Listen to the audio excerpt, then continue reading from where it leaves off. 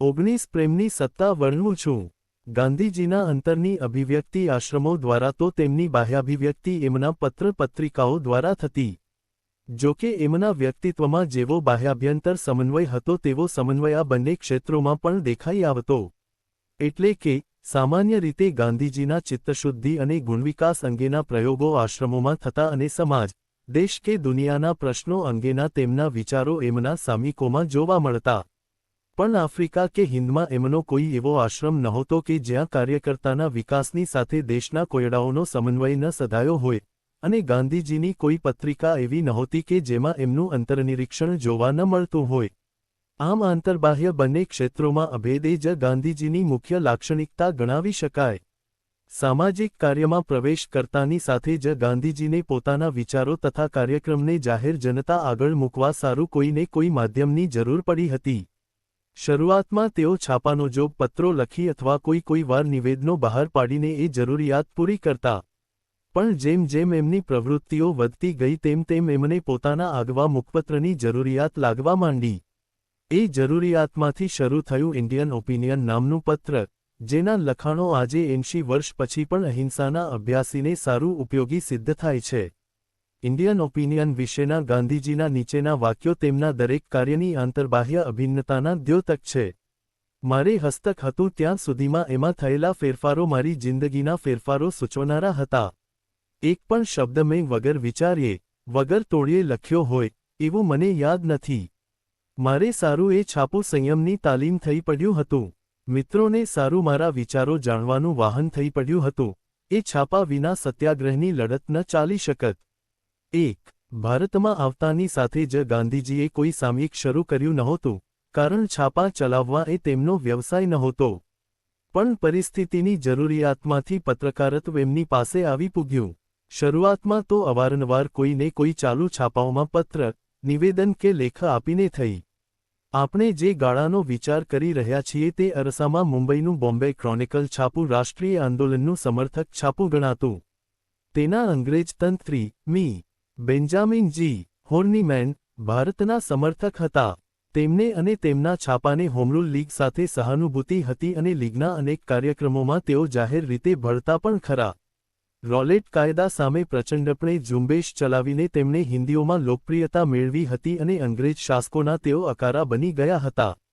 ગાંધીજી આરંભમાં પોતાના નિવેદનો વગેરે બોમ્બે ક્રોનિકલ મારફત પ્રસિદ્ધ કરતા।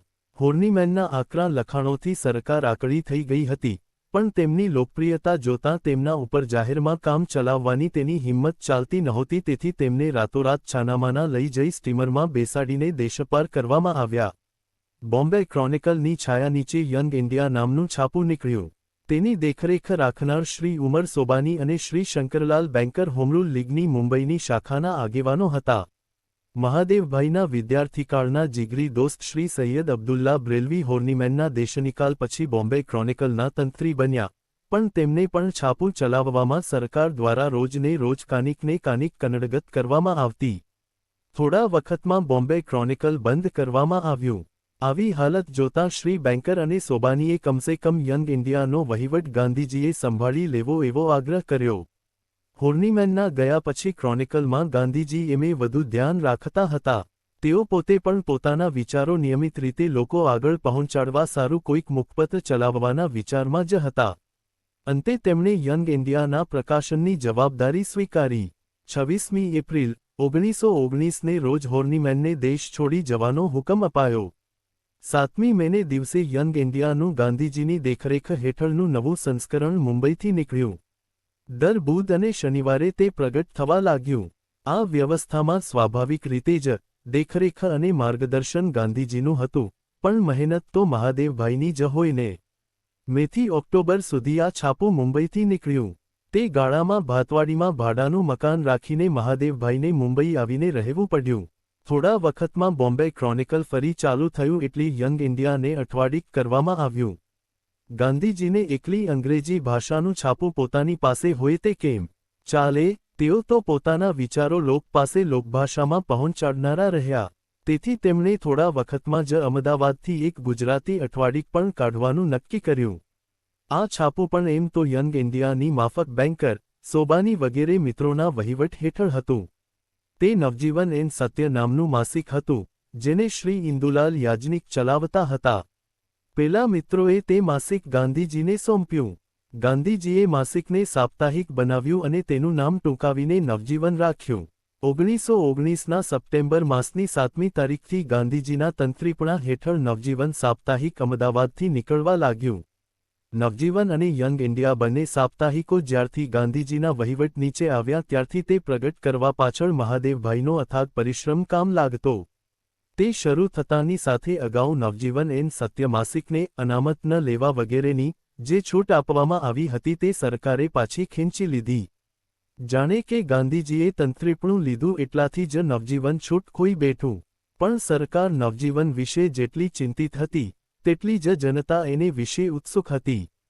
તેના પહેલા અંકની જ 5000 નકલો ખપી ગઈ અને બીજા અંકથી વધારેની માગ આવવા લાગી.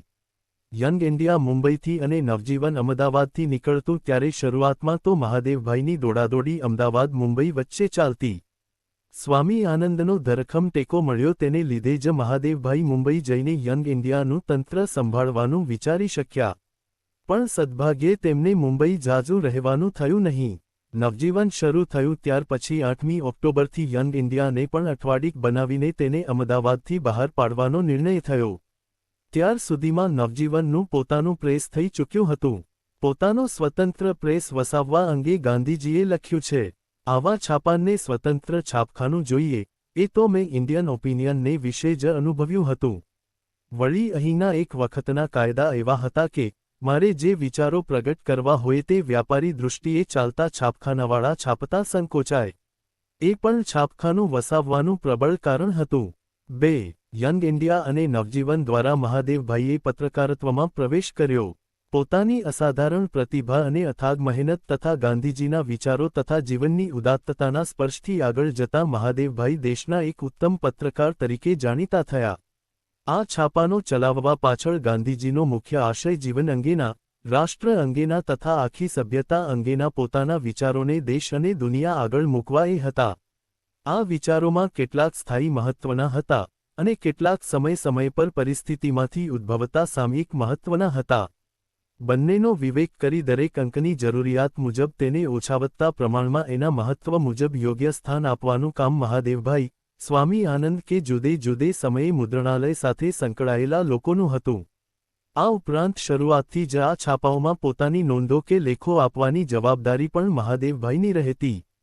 ચંપારણના અનુભવે ગાંધીજીએ એકવાર પોતાના ભત્રીજા શ્રી જમનાદાસ ખુશાલચંદ ગાંધીને લખ્યું, મારી પ્રવૃત્તિઓ વધતી જાય છે. મારો પારો ચડેલો છે તે દરમિયાન મારા જે આદર્શો છે તેની ઓળખ દેશને આપી દેવામાં મને ખપાવી દઉં છું. 3 ચંપારણ વખતે ગાંધીજીએ જે પારાને ચડતો માન્યો તે પારો આગળ ઉપર ઉત્તરોત્તર ચડતો ગયો. એમના જે આદર્શો હતા તેને દેશ આગળ રજૂ કરવાનું સાધન તે યંગ ઇન્ડિયા, નવજીવન અને પાછળથી એ, હરિજન વગેરે પત્રો.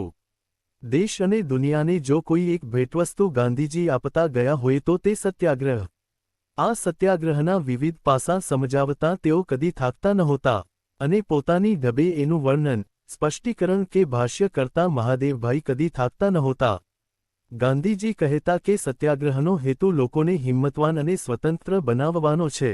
ખરેખર, સત્યાગ્રહની મારફત દેશને ગાંધીજીએ જો સૌથી મોટી કોઈ ચીજ આપી હોય તો તે અભય.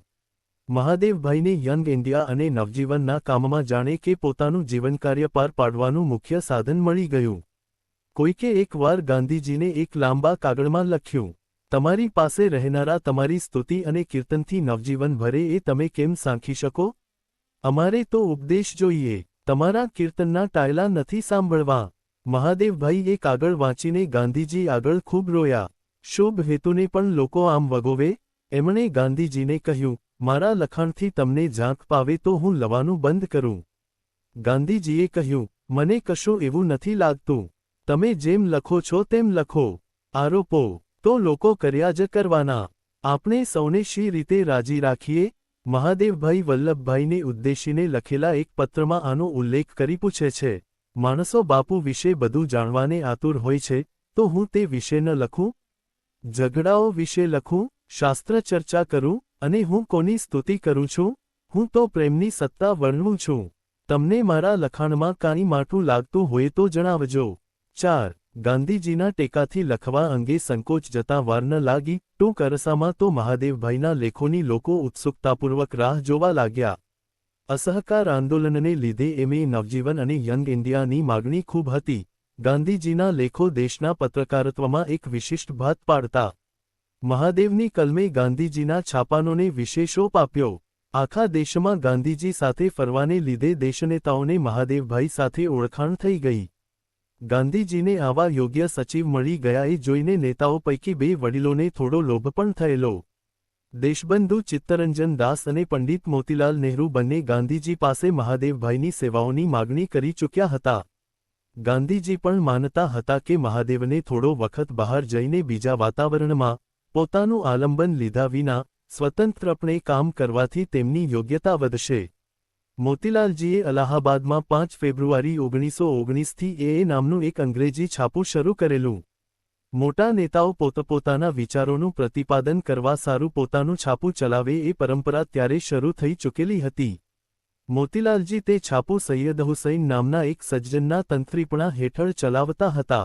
પણ ટિળક મહારાજ જેમ કેસરી કે મરાઠાને પોતાના પ્રચારના મુખ્ય માધ્યમો ગણી તેને સારું મહેનત કરતા હતા કે ગાંધીજી યંગ ઇન્ડિયા કે નવજીવન સારું પોતાના પ્રાણ રેડતા હતા, તેમ મોતીલાલજી નહોતા કરતા.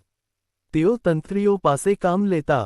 2 વર્ષના ટૂંકા ગાળામાં જ એએમાં પ્રથમ સૈયદ હુસૈન, પછી સી.એસ. રંગા આયંગર અને ત્યારબાદ જ્યોર્જ જોસેફે તંત્રી તરીકેની ફરજ બજાવી હતી. મોતીલાલજી પોતે એ ચલાવવા સમય કાઢતા નહીં, પણ તેઓ તેની નીતિ નક્કી કરતા અને અવારનવાર એને અંગે મૂલ્યાંકન કરતા રહેતા. તેમને જે ઢબે એ નીકળતું હતું તેનાથી પૂરો સંતોષ થતો નહીં. મહાદેવ જેવો કોઈ તેજસ્વી જુવાનીઓ તંત્રી તરીકે મળી જાય તો એનાથી એ શોભી ઉઠે એવું તેઓ માનતા હતા. એટલે અવારનવાર તેઓ ગાંધીજી પાસે મહાદેવની માગણી કરતા રહતા. નવજીવનનો પહેલો અંક કાઢવા મહાદેવભાઈ અમદાવાદ ગયેલા. પણ ત્યારે યંગ ઇન્ડિયા મુંબઈથી નીકળતું અને તેની મુખ્ય જવાબદારી મહાદેવભાઈની રહેતી, તેથી તેમણે મુંબઈ રહેવાનું શરૂ કરેલું એ આપણે આગળ ઉપર જોઈ ગયા. નવજીવન એ સ્વતંત્ર પ્રેસ ખરીદી લીધું અને તે પોતાના છાપખાનામાં છપાવા લાગ્યું. ત્યાર પછી યંગ ઇન્ડિયા પણ અમદાવાદથી કાઢવાનો નિર્ણય થયો હતો. બંનેના તંત્રી ગાંધીજી હતા, પણ કાર્યભાર સંભાળવાની ખાસ્સી જવાબદારી મહાદેવભાઈની હતી. આ અંગે મુંબઈ તથા અમદાવાદ બંને ઠેકાણે મહાદેવભાઈને ઘણીવાર મોડી રાત સુધી ઉજાગરા વેઠવા પડતા. મુંબઈમાં તો ઘણીવાર પ્રેસમાંથી છૂટા થતાં મોડું થાય ત્યારે મહાદેવભાઈ ભાતવાડીમાં રાખેલા પોતાના મકાન સુધી ન જતાં રસ્તામાં આવતા શ્રી મથુરાદાસ ત્રિકમજીને ત્યાં રાત ગાળતા. અમદાવાદમાં તેઓ ઘોડાગાડીમાં બેસીને મોડી રાતે પણ આશ્રમમાં આવતા. દુર્ગાબહેન તેમને સારું મોડે સુધી પણ જમ્યા વિના વાટ જોતા બેઠા રહેતા. મુંબઈ હતા તે દરમિયાન પિતાજીની તબિયત વિશે મહાદેવભાઈને ચિંતા રહેતી. તેઓ અવારનવાર તેમની ખબર કાઢવા દિહેણ પણ જઈ આવતા.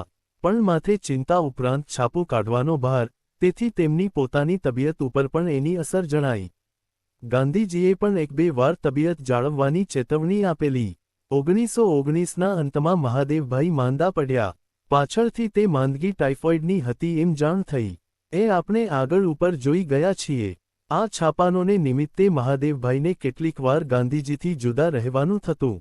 ત્યારે તેઓ યંગ ઇન્ડિયા કે નવજીવનનો પોતે કાઢેલો અંક ગાંધીજીને મોકલાવતા અને તેમનો અભિપ્રાય માગતા.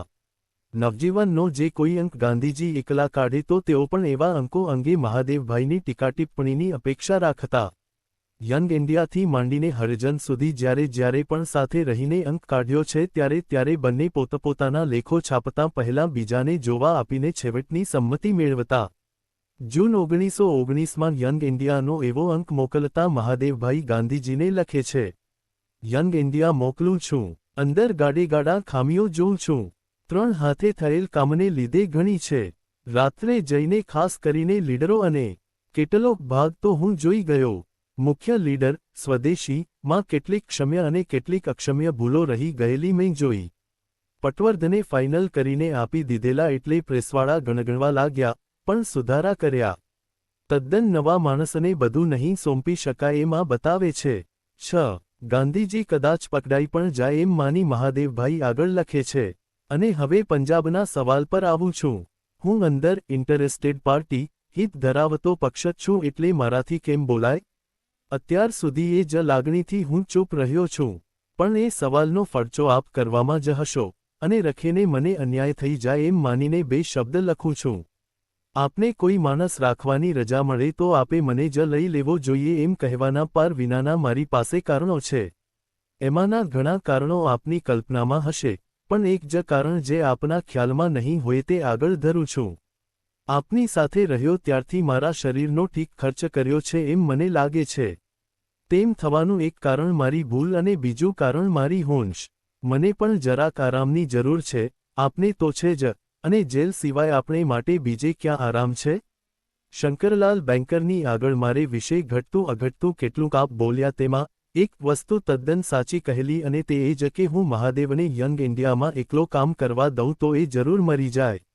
આપના ગયા પછી આ વાક્ય મને બીજા જોડિયાઓ મળે તો પણ વધારે સાચું પડવાનો સંભવ રહે.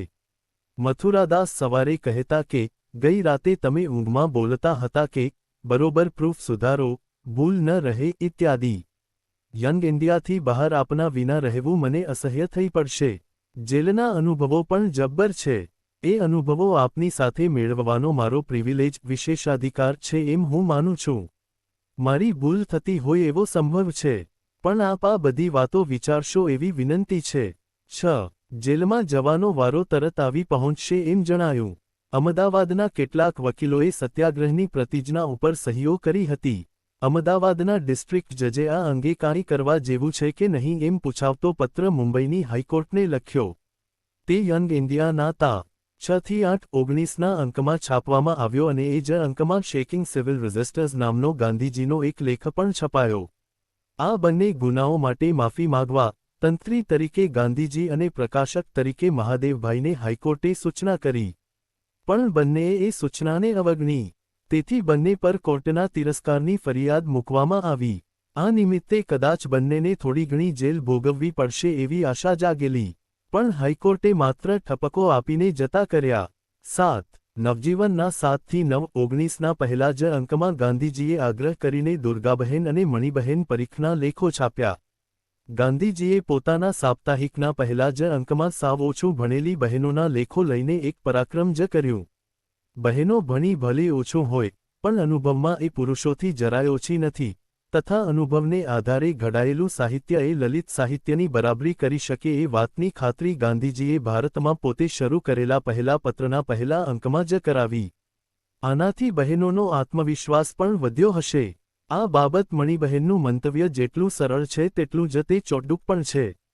આ અરસામાં બાપુએ છાપું કાઢવાનો વિચાર કર્યો. ઇન્દુલાલ યાજ્ઞિક નવજીવન 8 નામનું છાપું કાઢતા હતા. તે એમણે બાપુને આપી દીધું. પહેલા નવજીવનમાં બાપુએ અમારી બહેનો પાસેથી લેખો લીધા. બાપુએ મહાદેવભાઈ પાસે કહેવડાવ્યું કે બધી બહેનો લેખો લખે. અમે તો ગભરાયા. અમને લેખ લખતા ક્યાંથી આવડે? એટલે મહાદેવભાઈએ બાપુને કહ્યું કે બહેનો કહે છે કે અમે શું લખીએ? અમને તો લખતા આવડતું નથી. એટલે બાપુએ કહ્યું કે કાશીનવને કહો કે આફ્રિકાની જેલનો અનુભવ લખે, દુર્ગાને કહો કે પેરીનબહેનને રેંટીઓ શીખવા ગઈ હતી તેની વાત લખે, ગોમતી 10ને કહો કે એના રોટલા કૂતરા ખાઈ ગયા હતા તે લખે, અને મણીને કહો કે એ છાત્રાલય ચલાવે છે એના અનુભવ લખે.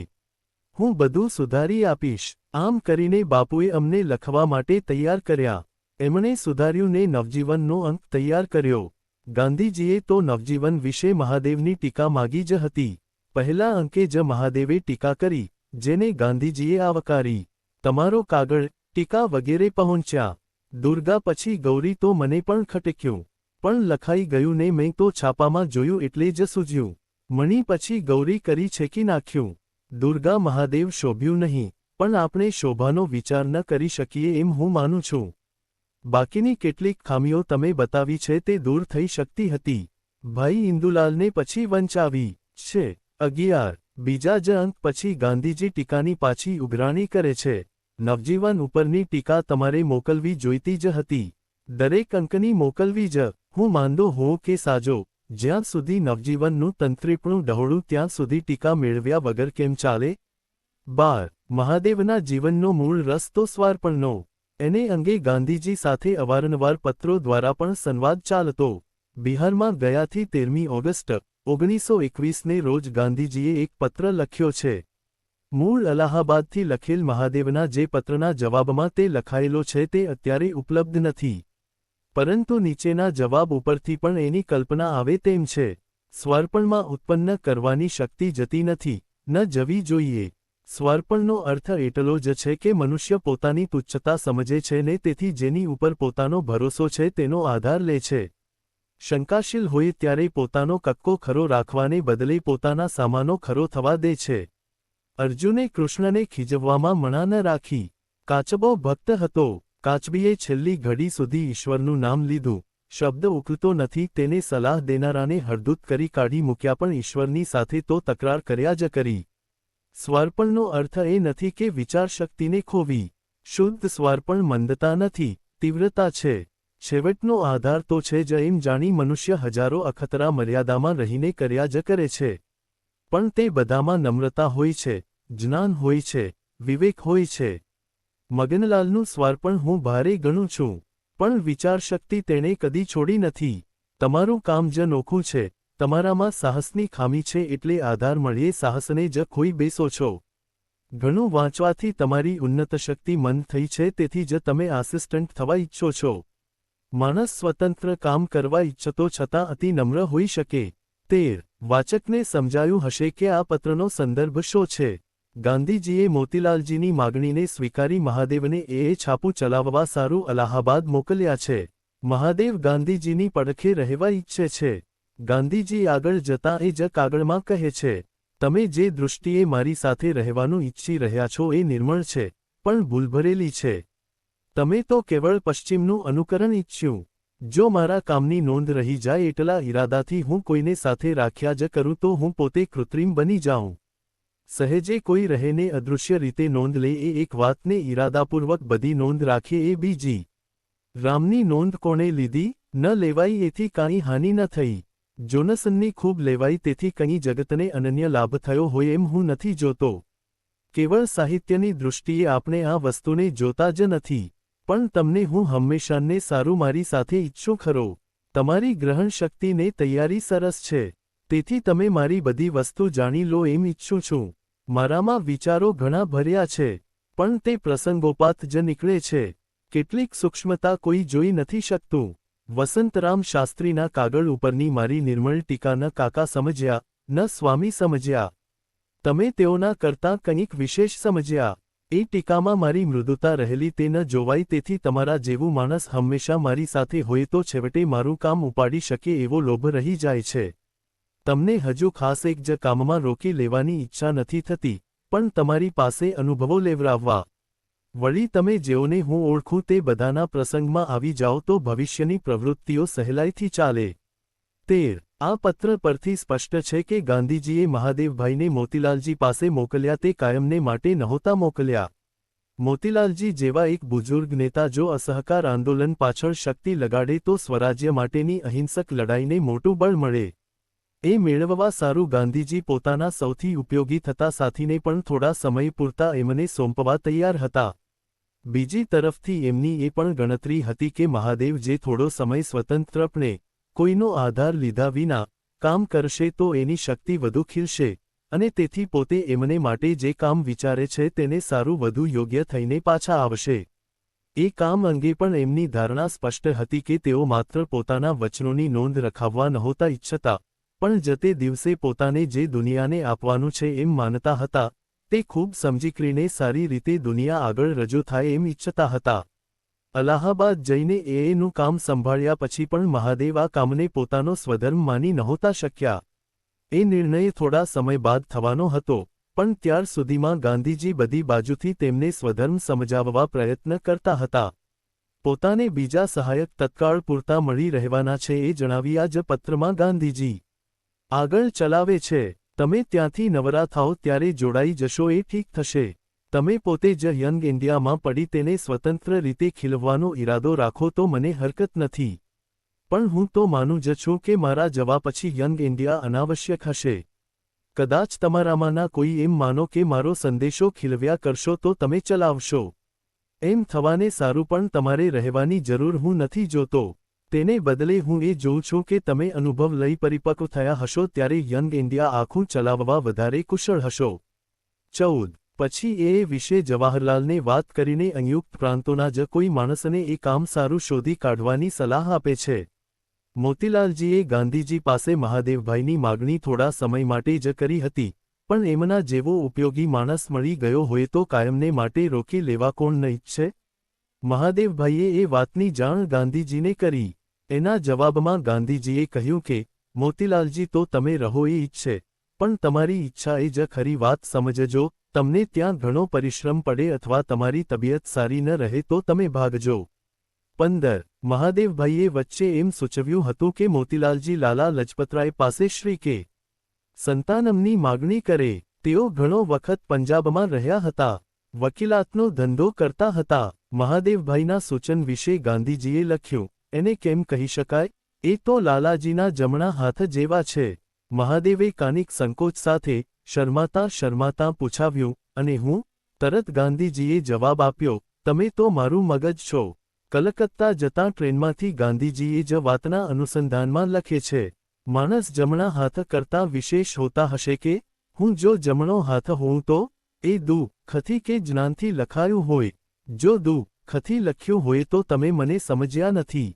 જો જ્ઞાનથી લખ્યું હોય તો કુશળ છે. બે મગજ એકબીજાથી વિખૂટા થઈ શકે કઈ રીતે? તમને હું મગજ તરીકે કેળવી રહ્યો છું. સંતાનમ તો પરમેનન્ટ અંડર સેક્રેટરી છે એટલે તેનાથી ન જ ખસાય. તમે તમને બરાબર ઓળખતા થાઓ એમ ઈચ્છું છું. પ્રશ્ન એ ઉત્પન્ન થાય છે કે ગાંધીજી કેટલે અંશે ખરા હતા? તેઓ મહાદેવભાઈને છૂટા રહેવાની તાલીમ આપીને પ્રશ્નોને પોતાનો આધાર લીધા વિના ઉકેલી શકે એવા કરવાની ગાંધીજીની હોંશ હતી. મહાદેવભાઈએ પોતાને કદી ગાંધીજીના વારસદાર માન્યા નહોતા. તેઓ આખી જિંદગી ગાંધીજીથી જુદા રહેવાનું કલ્પી જ નહોતા શકતા. જ્યારે પણ ગાંધીજીના મરણનો કોઈ ઉલ્લેખ થતો ત્યારે મહાદેવભાઈને અંધારા આવી જતા. ગાંધીજી વિનાના મહાદેવ હોઈ જ ન શકે એવી એમની કલ્પના હતી. છેવટે તેમની વાત જ સાચી ઠરીને અમદાવાદથી તા. 15મી મે 1921ને રોજ મહાદેવભાઈ મુંબઈ આવ્યા અને ગાંધીજી સાથે અથવા મુંબઈમાં સ્વતંત્ર રીતે ફરીને તેમણે ટિળક સ્વરાજ ફાળો ઉઘરાવવામાં મદદ કરી. તેમને ફાળો ઉઘરાવવાના કામમાં ત્યાર સુધીમાં ઠીક હથોટી આવી ગઈ હશે. ગાંધીજી જાતે એક બે પત્રોમાં મહાદેવભાઈના આ વિશે વખાણ કરે છે. 30મી જૂનને દિવસે ટિળક સ્વરાજ ફાળાની છેલ્લી તારીખ હતી. તે દિવસે 1 કરોડનો લક્ષ્યાંક પૂરો થઈ ગયો. બીજે દિવસે મહાદેવભાઈ મોતીલાલજી સાથે કામ કરવા અલાહાબાદ જવા ઉપડ્યા હશે. જુલાઈની 3જીથી એમણે પોતાની આ નવી જવાબદારી સંભાળી. અલાહાબાદ પહોંચ્યા પછી પણ મહાદેવભાઈના મનમાં ત્યાં રહેવું કે ગાંધીજીની સાથે કામ કરવું તે અંગે સમાધાન નહોતું થઈ શક્યું. ગાંધીજીએ એમને મોતીલાલજીને સોંપવાનો પોતાનો ઉદ્દેશ સમજાવીને પછી છેવટનો નિર્ણય કરવાનું સૂચવ્યું હતું. એમની ભૂમિકા અક્ત તથા કુરુ ની હતી. જુલાઈના આરંભથી ઓગસ્ટના મધ્ય સુધી મહાદેવભાઈના મનમાં સગડગ રહી. 19મી ઓગસ્ટને દિવસે દેવદાસ ગાંધીને નામે લખેલ એક પત્રમાં તેઓ જણાવે છે કે તેમણે નિર્ણય કરી લીધો છે. મારી ત્રિશંકુ દશા પૂરી થઈ એમ તેમણે દેવદાસને જણાવ્યું. મૂળમાં તો મોતીલાલજીની માગણી પણ મહાદેવ માટે બીજા કોઈની વ્યવસ્થા થાય ત્યાર પૂરતી જ હતી. અને એમ સમજીને એમને સહેજ રાહત આપવા સારું જ ગાંધીજીએ મહાદેવને એમની પાસે મોકલેલા. પણ અંદરથી ખુદ ગાંધીજીની ઈચ્છા પણ તેમને પોતાની પાસે બોલાવી લેવાની હતી. આ વખતે આવે તો યંગ ઇન્ડિયા સારું નહીં, પણ પોતાને માટે જ આવે એમ પણ તેમણે નક્કી કરી રાખેલું. એટલે કાં અલાહાબાદ કાં અહીં મારી સાથે યંગ ઇન્ડિયા સારું નહીં એટલે સુધી તેઓ કહી ચૂકેલા. પણ હાલ તુરત તો એ છાપાને સારી રીતે ચલાવવું એ જ ધ્યેય સામે રાખીને મહાદેવભાઈએ કામ કરવા માંડ્યું. ત્યારથી એમનામાં નવું જોમ દેખાવા માંડ્યું. અનિશ્ચય મટી ગયો. અલબત્ત અલાહાબાદ બેઠા એના દરેક અંક અંગે ગાંધીજીની ટીકાઓ પણ તેઓ મગાવતા. કેટલીક વાર યંગ ઇન્ડિયાના ગાંધીજીના લખાણ એમાં પ્રગટ થતા. કોઈ વાર એમાંથી યંગ ઇન્ડિયામાં ઉતારા આવતા. નિશ્ચય કર્યા પછી તેમણે જે કામ કર્યું એને અંગે મહાદેવભાઈને પોતાને સંતોષ હતો. બીજા સાથીઓને તો સંતોષ હતો જ. એના સંપાદક જ્યોર્જ જોસેફને હતો, મોતીલાલજી અને જવાહરલાલને હતો, ગાંધીજીને પણ હતો. મહાદેવભાઈએ એક બે વાર એમ પણ કહ્યું કે ગાંધીજીના હાથ નીચે લીધેલી તાલીમ કામ આવે છે. એકબીજા વિખૂટા પડે એટલે ગાંધીજી અને મહાદેવભાઈ વચ્ચે પત્રવ્યવહાર તો શરૂ થઈ જ જાય. 2-4 દિવસ બેમાંથી એકનો કાગળ ન આવે તો સામે પક્ષે ફરિયાદ આવી જ સમજો. આ પત્રમાં તત્વજ્ઞાન પણ ચર્ચાય અને રાજકારણ પણ ચર્ચાય. બંનેને મન તત્વજ્ઞાન અને રાજકારણ બેઉ સાધનાના વિષયો હતા. અલબત્ત મહાદેવના પત્રોમાં ભક્તિતત્વ વધારે જણાઈ આવે ને ગાંધીજીના પત્રોમાં અનુભવયુક્ત જ્ઞાન વધુ હોય. મહાદેવભાઈનો 1921ની ધનતેરસને દિવસે લખેલ પત્ર નીચે ટાંકીએ છીએ. તેમાં તેમણે ગાંધીજી પાસે ચિરંજીવી કહીને સંબોધાવાની માગણી પણ કરી હતી, જે સ્વીકારતા ગાંધીજીએ માગ્યા વિના તો માં નહીં પીરસે કહીને ત્યાર સુધી મહાદેવને ચિરંજીવી ન કહ્યાનો બચાવ કર્યો છે. પણ પત્રનો ઉતારો તો માંદગીમાં પણ મહાદેવભાઈની મનોવૃત્તિ કેવી હતી તે બતાવવા આપ્યો છે. તાવ ગયો ન ગયો તેની નથી પરવા. પથારીમાં મજા છે. તમને ખોટું ભલે લાગે, હું પારાવાર આનંદ ભોગવી રહ્યો છું. મારો આનંદ કોઈ સમજતા નથી સમજતો જડ પ્રોફેસર 16 કે બીજું કોઈ. કદાચ પંડિતજી 17 સમજે, પણ તે તો કવિતા પોતાનામાં ભરેલી પણ તેને અણમાનીતી રાણીની માફક રાખનારા રહ્યા. મારા આ 5 દિવસ ધન્ય જવાના એમ લાગે છે. 5 દિવસ એટલે આપને અંજલિ મોકલી ત્યારથી માનીને રાત્રે નિદ્રા આવતી જ નથી. કાનિક કાવ્ય જેવું સ્ફુરે છે, કાવ્યો કેવળ કૈવલ્યાનંદના. અર્જુન ભગત કહે છે કે નિંદ નહીં પલકડી શબ્દ મેં જીનકો ખબરો પડી. 18 તેનો અર્ધો અનુભવ મળી ગયો. મને તમે ધન્ય નહીં ગણો, પણ તમે ન ગણો તો શું? માત્ર તમે પિતા છો અને ન ગણો તો હું મૂંઝાઉં. આજે સવારે આટલા આનંદમાં 2 આંસુ આવ્યા. શા સારું, જાણશો, તમે મને હજી ચી કહીને નથી સંબોધ્યો. તેમાં દશાંશ 1:9 પણ આપ લીએ સો દૂધ બરાબર, માગ લીએ સો પાની. આજની રાત અમૂલ્ય ગઈ હતી. તેના વર્ણનથી તમને કંટાળો અપાય નહીં, અને હું આંગળીમાં જોર ક્યાંથી લાવું? મેં તમને ભજન મોકલેલું તેની એક કડી આજે અચાનક રાત્રે યાદ આવી. તમને મોકલેલી નકલમાં નહીં હોય એટલે મોકલું છું. દોરી સર્વની એના હાથમાં ભરાવ્યું ડગલું ભરે. જેવો જંત્ર વગાડે જંત્રી તેવો સ્વર નિસરે. કૃષ્ણને કરવું હોય તે કરે. આજે મારા ભજનનો મૂડ 20 બદલાયેલો હતો. આજે પ્રભાતે આ ચાલતું હતું, તમને નથી ખબર. 21 બસ અબ મેરે દિલ મેં બસા એક તું હઈ. બસ અબ મેરે દિલ કા દિલરુબા એક તું હઈ. ફક્ત તેરે કદમોं में आए मेरे मालिक. लगा ध्यान मेरा शामो सुबह हई. गुलिस्ता में जाके हरेक गुल को देखा. न तेरी सी रंगत तेरी सी बू हई. चमन में गुलों पर ये गाती हई कुमली दशांश 2:2. તું હી તું તું હી તું તું હી તું તું હી એક તું હઈ. બસ આ તો અનુભવી રહ્યો છું. મારા પ્રણામ લો, આશીર્વાદ આપો.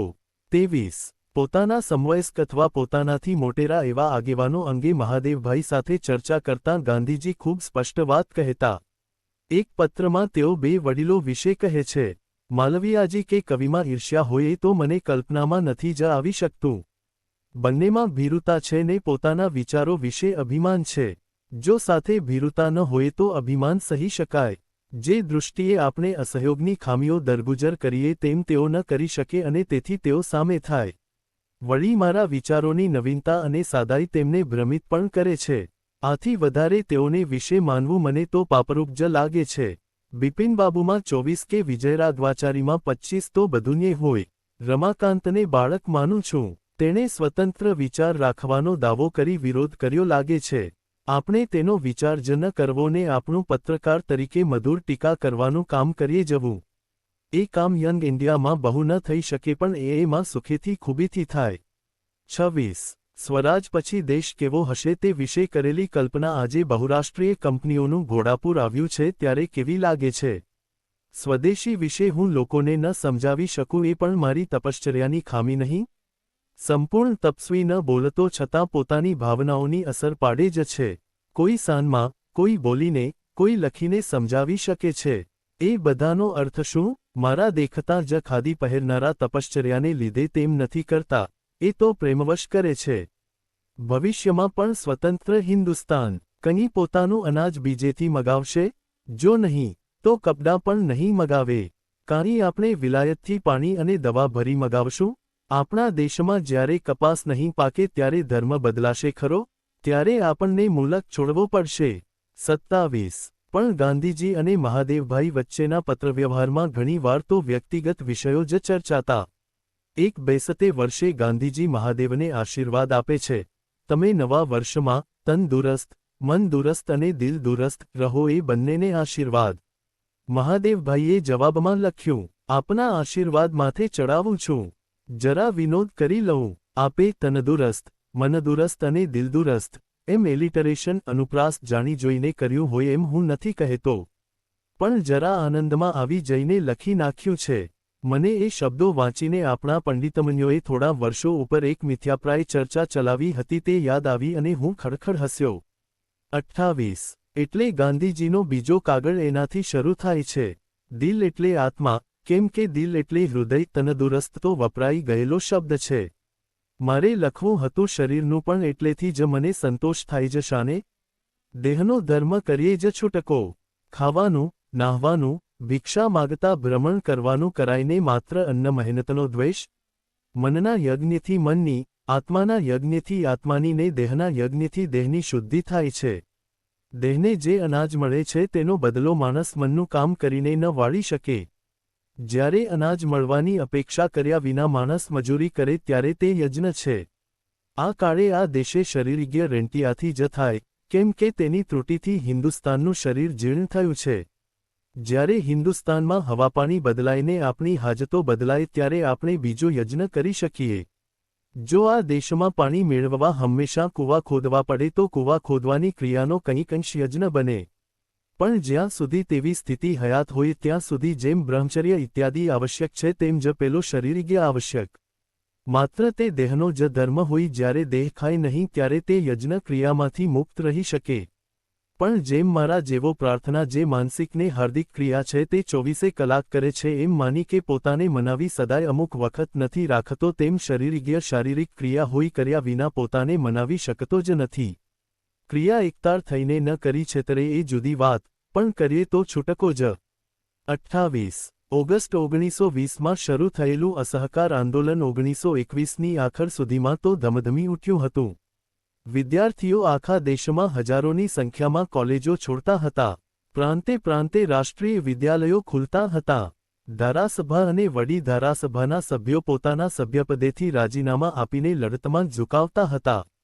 વકીલો અને બેરિસ્ટરો વકીલાત છોડતા હતા. ઠેર ઠેર નાના મોટા કાર્યકર્તાઓની ધરપકડો થઈ રહી હતી. જેલ જવું એ બીવા જેવો કે નવાઈ પામવા જેવો વિષય રહ્યો નહોતો. સ્વાભાવિક રીતે જ અલાહાબાદમાં આ આંદોલનના અનેક કેન્દ્રો પૈકી એક બની ગયું હતું. જ્યાં મોતીલાલજી જેવા પીઢ નેતાએ ઝુકાવ્યું હોય, જ્યાં જવાહર જેવા તરવરતા જુવાનિયા હોય ત્યાં અસહકાર આંદોલન પાછળ શાનું રહે?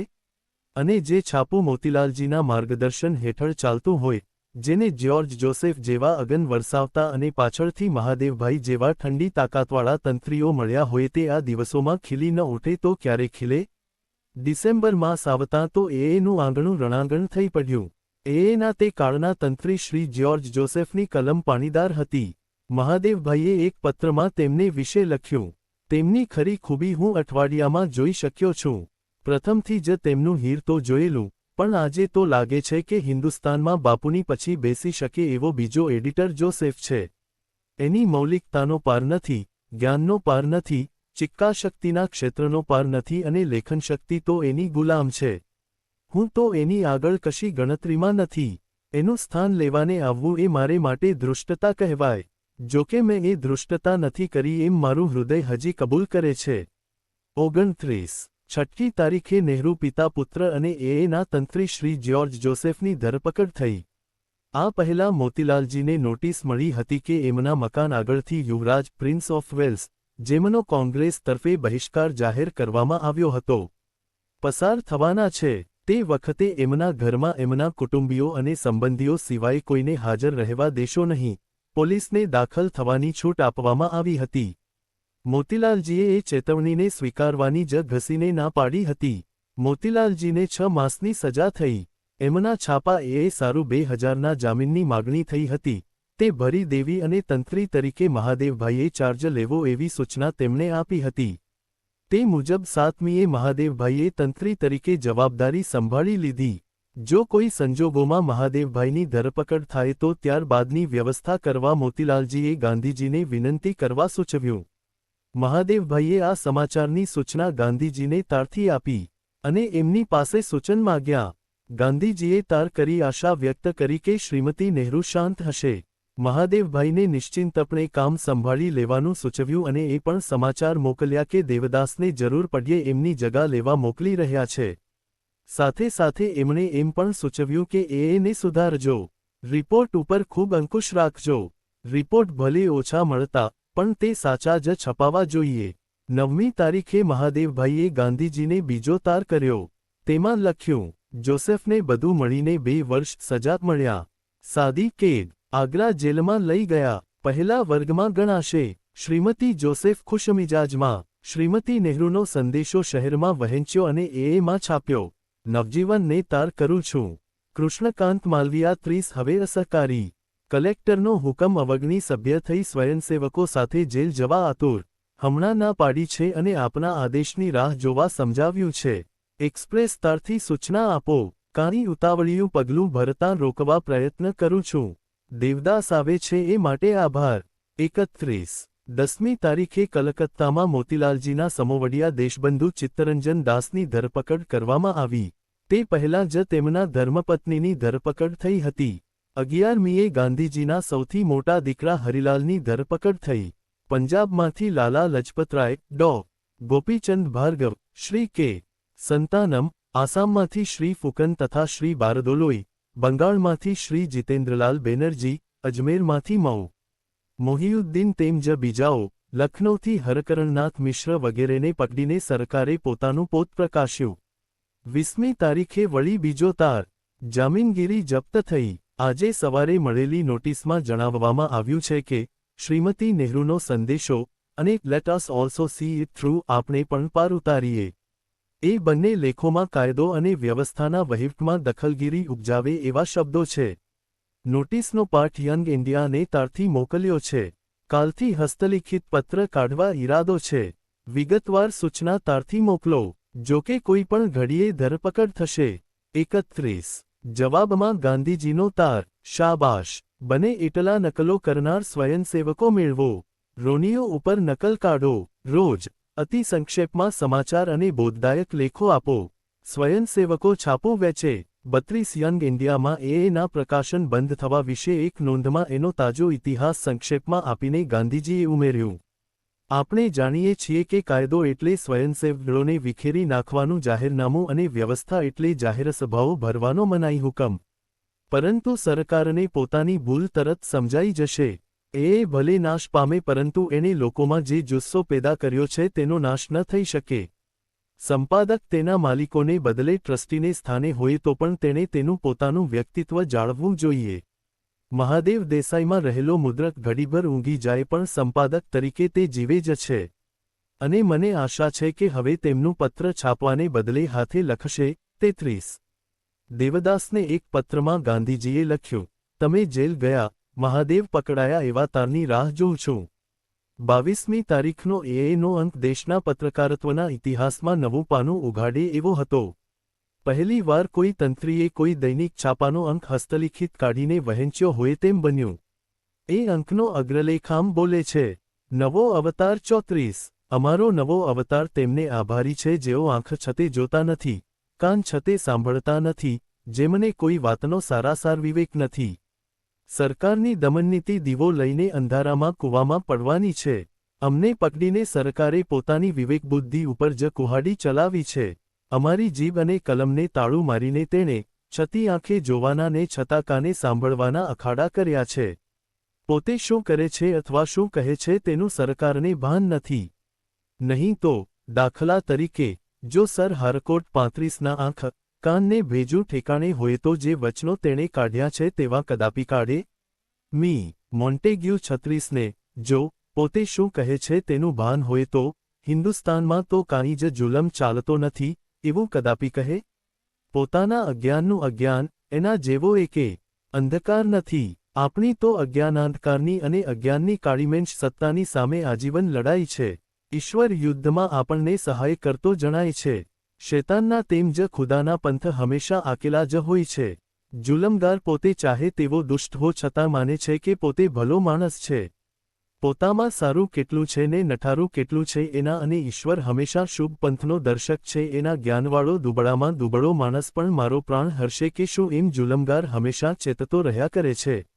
તેથી જાલિમ જેમ જેમ પોતાની સત્તાના મદને વશ થતો જાય છે તેમ તેમ તે પોતાના વિનાશની સમીપ જતો જાય છે.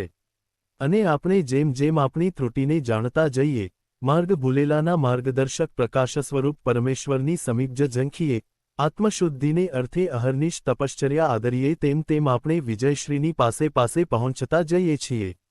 એક જામીનગીરી એટલા સારું જપ્ત કરવામાં આવી કે શ્રીમતી નહેરુના સંદેશ અને આપણે પણ પાર ઉતરીએ એ લેખો કાયદાના અમલમાં દખલ દેનારા અને સુલેહ શાંતિના વિઘાતક ગણવામાં આવ્યા. અમે સાવ સ્પષ્ટ કહીએ છીએ કે અમને આ સરકારનો કરેલો કોઈ પણ કાયદો માન્ય નથી. તેમ સરકારની સુલેહ શાંતિ જાળવવાની રીત પણ અમને માન્ય નથી. સત્ય, અહિંસા વગેરે નીતિના કાયદા અમારી પોતાની અને ઈશ્વરની પ્રત્યે અમને વફાદાર રાખવા માટે પૂરતા છે. આથી અમે તો શ્રીમતી નહેરુનો સંદેશો જગતને આપવાની અને કાર્ય પાર ઉતારવાની અમારાથી બનશે તેટલી કોશિશ કરશું. આ પ્રયત્ન પણ પહેલાંનો તેવો પ્રયત્ન દાબી દેવામાં આવ્યો તેમ દાબી દેવામાં આવે એ સંભવિત છે. અમને અને અમારા સાથીઓને અકારી થઈ પડેલી ગુલામી સ્વતંત્રતામાંથી મુક્ત કરવામાં આવે એ સંભવિત છે. આનાથી વધુ મનગમતું પરિણામ કયું ઈચ્છી શકીએ? એક રીતે જોતાં આ સાહસ ખેડવું પડે છે એ માટે અમને ભારે દુઃખ પણ થાય છે. કારણ આવા અસત્ય અને અન્યાયના રાજ્યમાં જેલ બહારનું જીવન અસહ્ય છે. જાલિમ અમારા ક્ષણભંગુર ખોડિયાની સઘળી હિલચાલો રોકવાને સમર્થ છે, પણ અંતરમાં રહેલા અવિનાશી આત્માનો સ્પર્શ સુદ્ધા કરી નહીં શકે. દેહને તે ભલે પોતાના કાયદાથી વશ કરી શકે, આત્મા ઉપર પોતાના કાયદાનો દોર ચલાવવાનું તેનાથી સ્વપ્ને પણ ન બને. મને મારી નાખવો એનો અર્થ માત્ર એટલો જ થાય છે કે કાયાપલટ ભલે થાય, આત્માને શું થાય? 37. એની આ નકલ લઈને મહાદેવભાઈ પણ મોતીલાલજી અને જવાહરલાલજીને જેલમાં મળી આવ્યા. બંને જણની છાતી મોરના ઈંડા જેવા આ રૂપાળા અંકને જોઈને ગજગજ ફૂલી. જવાહર તો પહેલેથી જ ખૂબ ઉમળકાવશ, એ તો મહાદેવને ભેટી જ પડ્યા. લાંબા આશ્લેષ પછી જવાહરે સૂચવ્યું કે આનું ઉર્દૂ સંસ્કરણ પણ કાઢવું જોઈએ. હસ્તલિખિત એનો એક લેખ ચેન્જ બટ કેનોટ ડાય, બદલાઈ શકું છું પણ મરીશ તો હરગીજ નહીં, લેખનું મથાળું જવાહર વારંવાર ગોખતા જ રહ્યા. એનું ભાષાંતર નવજીવનમાં, નવો અવતાર એવા મથાળા હેઠળ છપાયું, જે આપણે જોઈ ગયા છીએ. ખર્ચ અંગે પરવા ન કરવાની પણ બંનેએ બાંયધરી આપી. તારે જે ખર્ચ કરવું હોય તે કરજે, પણ છાપું કાઢજે અને જેલમાં ચાલ્યો આવજે, કારણ હવે તો તને નહીં છોડે. માંદગીમાં ઉત્તેજિત થતા મહાદેવને આદેશ આપીને બિછાનામાં પોઢાડી દેનાર મોતીલાલ કોઈ પિતામહ પોતાના પૌત્રને પહેલી વાર જોઈને હરખાએ તેમ મલકાઈ ઉઠ્યા. મહાદેવભાઈએ એમને ખબર આપી કે તેમણે આ અંકની એક નકલ કલેક્ટરને અને બીજી એક સંયુક્ત પ્રાંતોના ગવર્નર સર હારકોટ બટલરને મોકલી આપી હતી. એટલે પકડાવાના સારું તેમણે પૂરી તૈયારી કરી રાખી હતી. ગાંધીજીએ વચ્ચે એકવાર ફરિયાદ કરેલી કે એ એક અડંગું છપાય છે, પણ તેમણે અનુમાન કરેલું કે બધું જ કામ બિનઅનુભવી લોકોને હાથે થતું હોવાથી આમ તો થાય જ. ડિસેમ્બર માસમાં ગાંધીજીના સંદેશા આવતા કે હવે તો તમારી ધરપકડના સારા સમાચાર આવે તેની રાહ જોઉં છું. એક પત્રમાં મહાદેવભાઈએ લખ્યું, મારા નમ્ર સાહસને ભારે ફતેહ મળી છે. લોકોએ મોંમાં ગયા મૂલ આપી હસ્તલિખિત નકલો ખરીદી. ખૂબ ઉત્સાહ ફેલાઈ રહ્યો છે. આજે 1000 નકલો કાઢીશ. 1. મહાદેવભાઈએ એક ઠેકાણે નોંધ કરી છે કે એક અંકના 32 રૂપિયા આપીને કોઈકે ખરીદ્યો. વર્ષો પછી પ્યારેલાલે આ ઘટનાને યાદ કરી કહ્યું કે મને બરાબર યાદ હોય તો એક નકલના 250 રૂપિયા મળેલા. પણ શ્રી પ્યારેલાલની યાદશક્તિ ઘટના પછી 25 વર્ષે અતિશયોક્તિ કરી ગઈ હોય એ માની શકાય છે. પણ આનાનો અંક 30-32 રૂપિયામાં વેચાય પણ એની લોકપ્રિયતાનો અંક આપવા સારું પૂરતું છે. આવા ઉત્તેજક શુભ સમાચાર હોય તે કાંઈ મહાદેવભાઈ નરહરિભાઈને લખ્યા વિના ચૂકે? એમણે તેમને જણાવ્યું કે આવું કાનિક થશે એમ તો તેઓ જાણતા હતા. પણ એમને લાગ્યું કે બાયરનની પેઠે એક દિવસ સવારે ઉઠીને જોયું તો પોતે જગપ્રસિદ્ધ થઈ ગયા હતા. તે દિવસ સુધી એમને પકડશે એમ તેમને લાગતું નહોતું. પણ હવે તો સરકારને ત્યાં રાજાએ સરખા અને પ્યાદાને સરખા, એટલે પ્યાદું પણ રાજાની જેમ મશહૂર થવાનું. 39. નરહરિભાઈને મહાદેવભાઈએ એમ પણ જણાવ્યું કે મને મારા અહીંના ભક્તો કહે છે કે એમાંના સારા લખાણો તો યંગ ઇન્ડિયાની યાદી આપે છે. એ તો રામ જાણે, પણ યંગ ઇન્ડિયાનો રંગરાગ કે ગંધ જરાયે ન આપે તો મારી બધી તાલીમ પાણીમાં ગઈ કહેવાય ને. 39. છેવટે એ રળિયામણી ઘડી આવી પહોંચી. લખનૌથી આવીને તરત મહાદેવભાઈ એના બીજા અંકની તૈયારીમાં લાગી ગયા. ત્યાં પોલીસની વાન એમને નોતરું આપવા આવી પહોંચી. મહાદેવભાઈ તો તૈયાર જ હતા. પોલીસ આવે તે પહેલાં તો તેમણે આવતા અંક સારું અગ્રલેખ પણ લખી રાખ્યો હતો. એમની જગા લેવા દેવદાસ તત્પર ખડા જ હતા. ગાંધીજીએ દેવદાસને નામે તે જ દિવસે કે બીજે દિવસે તાર કર્યો, જે પાછળથી 3/1/22ને દિને બોમ્બે ક્રોનિકલમાં છપાયો. મહાદેવ વિશે અત્યંત ખુશી થયો. દુર્ગા તંદુરસ્ત અને સશક્ત હશે એવી આશા રાખું છું. તેની ઈચ્છા હોય તો તે પાછી ફરે. તું પકડાઈ જાય અને તારું સ્થાન બીજાઓ લેવા તૈયાર થાય ત્યાં સુધી તું આ પત્ર ચાલુ રાખીશ એવી આશા છે. 40. લખનૌ પંડિતજીને મળવા જતાં અને વળતાં ટ્રેનમાંથી લખેલ એક પત્રમાં મહાદેવભાઈએ ગાંધીજીને એએની જામીનગીરી જપ્ત થઈ તે વખતની નક્શનલ જર્નલ્સ લિમિટેડ એએ જે પેઢીની માલિકીનું હતું તેનું નામ ના ડાયરેક્ટરની ગભરામણનું રમૂજી છતાં કરુણ એવું ચિત્ર ખડું કર્યું. હું કાલે આપને કાગળ લખવા ચાહતો હતો, પણ નથી લખી શકાયો. કાલે હાથનું પેપર કાઢવામાં સવારે 11 વાગ્યાથી તે રાત્રે 9 સુધી જમવાની કે પિસાબ પાણીની મિનિટ કાઢ્યા વિના રોકાયો હતો. આપને આશ્ચર્ય થશે કે આવું એક ચિંથરું કાઢવામાં કેમ આટલો વખત ગયો? પણ મારી મુશ્કેલીઓનો પાર નથી. મુશ્કેલીઓની વાત કરનાર માણસ કાયરતાનું લક્ષણ બતાવે છે એ હું ચોક્કસ માનું છું, પણ આપને અહીંની સ્થિતિથી વાકેફ કરવાના હેતુથી 2 શબ્દ લખું તો ગેરસમજ ન કરશો. પરમદહાડે સવારે ધાડ આવી કે તરત જ ડિરેક્ટરો પ્રેસમાં દોડી ગયા અને ચાલતા મશીનોને અટકાવ્યા. 5000માંથી 1500 કોપી નીકળી શકી હતી. મેં કહ્યું, આપણે નવું કાંઈ ન છાપીએ પણ છાપવું શરૂ કરેલું પૂરું શા માટે ન કરીએ? તેમનું કહેવું કાયદેસર રીતે સાચું હતું કે નોટિસ મળી પછી 1 સેકન્ડ પણ ન છપાય. પણ તે ભીરુઓમાં એટલું વિચારવાની શક્તિ ન હતી કે નોટિસ મને ઘેર મળી છે, ઘરથી હું જાઉં, જતાં મને કદાચ વાર લાગે, ત્યાર પછી બંધ કરાવું તો જરૂર ચાલે. પણ ધીરજ ખોઈ મોટરમાં દોડી જઈ તેમણે મશીન બંધ કરાવ્યા. પછી આવ્યા મારી પાસે. મને કહે, શો ઈરાદો છે? મેં કહ્યું, હાથથી પેપર કાઢીશ. તાજુબ થયા. કાંઈ પણ બોલ્યા ચાલ્યા વિના ઘેર ગયા. હું તો ઓફિસમાં જઈને મારા નવા પત્રની તૈયારી કરવામાં લાગી ગયો. ત્યાં બીજા ડિરેક્ટર આવ્યા. હું ઓફિસમાં બેસીને નવા પેપરની તૈયારી કરતો હતો તે પણ તેને ખૂંચતું હતું. મને કહે કે, તમે આ કાઢો છો પણ એના જોખમ વિચાર્યા છે? મેં કહ્યું, હા, તમારે માથે એક પણ જોખમ નથી. તો કહે કે, તમે નેશનલ જર્નલ્સ લિમિટેડ તરફથી તો ન કાઢો ને? તમે નામ પણ બીજું રાખશો ને? મેં કહ્યું, મેં તમારી ભીરુતા કલ્પીને આનંદ ભવનમાંથી જ એ કાઢવાનો નિશ્ચય કર્યો છે. નામ તો એ જ રાખીશ. એની તમને કાંઈ ટ્રેડમાર્ક કે પેટન્ટ નથી. પેલો ચમક્યો. મેં કહ્યું, ચમકો છો શું કરવા? પંડિત મોતીલાલજીને પણ ખબર છે કે હું આ અખબાર કાઢવાનો છું. તમે પંડિતજીને જોઈએ તો મળી આવો. દરમિયાન તમારી ઓફિસમાં બેસીને હું અખબારોનો અને તારનો ઉપયોગ કરું તે કરવા દેવા જેટલી સલુકાઈ તમે ન વાપરો? ધ્રુજતે પેલો કબૂલ થયો. મારા 12 કલાકમાં 1.5 કલાક આને સમજાવતા ગયો. મારા સ્ટાફના પણ ચમક્યા તો હતા જ કે આ તે લખેલા પત્રની શી વાત કરે છે. એટલે બધાને ખબર કાઢીને કેમ લખવી, કેમ ગોઠવવી, એ બધું મારે બતાવવાનું હતું. કોઈને કન્ડેન્સ ટૂંકાવવાની કરવાની ટેવ નહીં એટલે ન આવડે. પ્યારેલાલનો પ્રેમ અને ખંત તો આશ્ચર્યકારક પણ તેમનામાં કચાશ બહુ છે. એને પેપર ન સોંપી શકાય. હજી એ તો નાદાન છે એમ જોઉં છું. પણ એની ખંતના જેટલી ખંત તો બીજા કોઈનામાં મળે જ નહીં. પ્યારેલાલે તો કાલે સવારે 5:30 વાગ્યા સુધી કામ કર્યું. આ તો મારા સાથીઓ વિશે 1:41 લખી કાઢ્યો. મારા માટે બીજું વાદળ તૈયાર જ હતું. 4 વાગ્યે બીજા ડિરેક્ટર આવ્યા. એ તો કાયદો શીખેલા એટલે પ્રેસ એક્ટની વાતો કરવા લાગ્યા. પ્રેસ એક્ટ મેં તેમના માથામાં માર્યો ત્યારે સંતોષાયા. મેં કહ્યું કે, તમે ગભરાશો નહીં, પંડિતજીનો ઠરાવ આવે ત્યાં સુધી મને તમારી ઓફિસ વગેરેનો ઉપયોગ કરવા દો. પણ એ તો કહે, ઉપયોગ તો તમને કરવા દઈએ પણ આવીને પ્રેસ જપ્ત કરે તો? મેં કહ્યું, પ્રેસને તો તમે 12 મણના તાળા લગાવ્યા છે. અહીં કલમમાં શાહીએ ખૂટી અને લખનૌ પણ આવ્યું. હવે પંડિતજીના દર્શન કરી 42 તેમની સાથે 1-2 કલાક બેસી પાછો સ્ટેશન ઉપર આવીને બેઠો છું અને આ લખી રહ્યો છું. રાતની 10:30 વાગ્યાની ગાડીએ અલાહાબાદ જઈશ.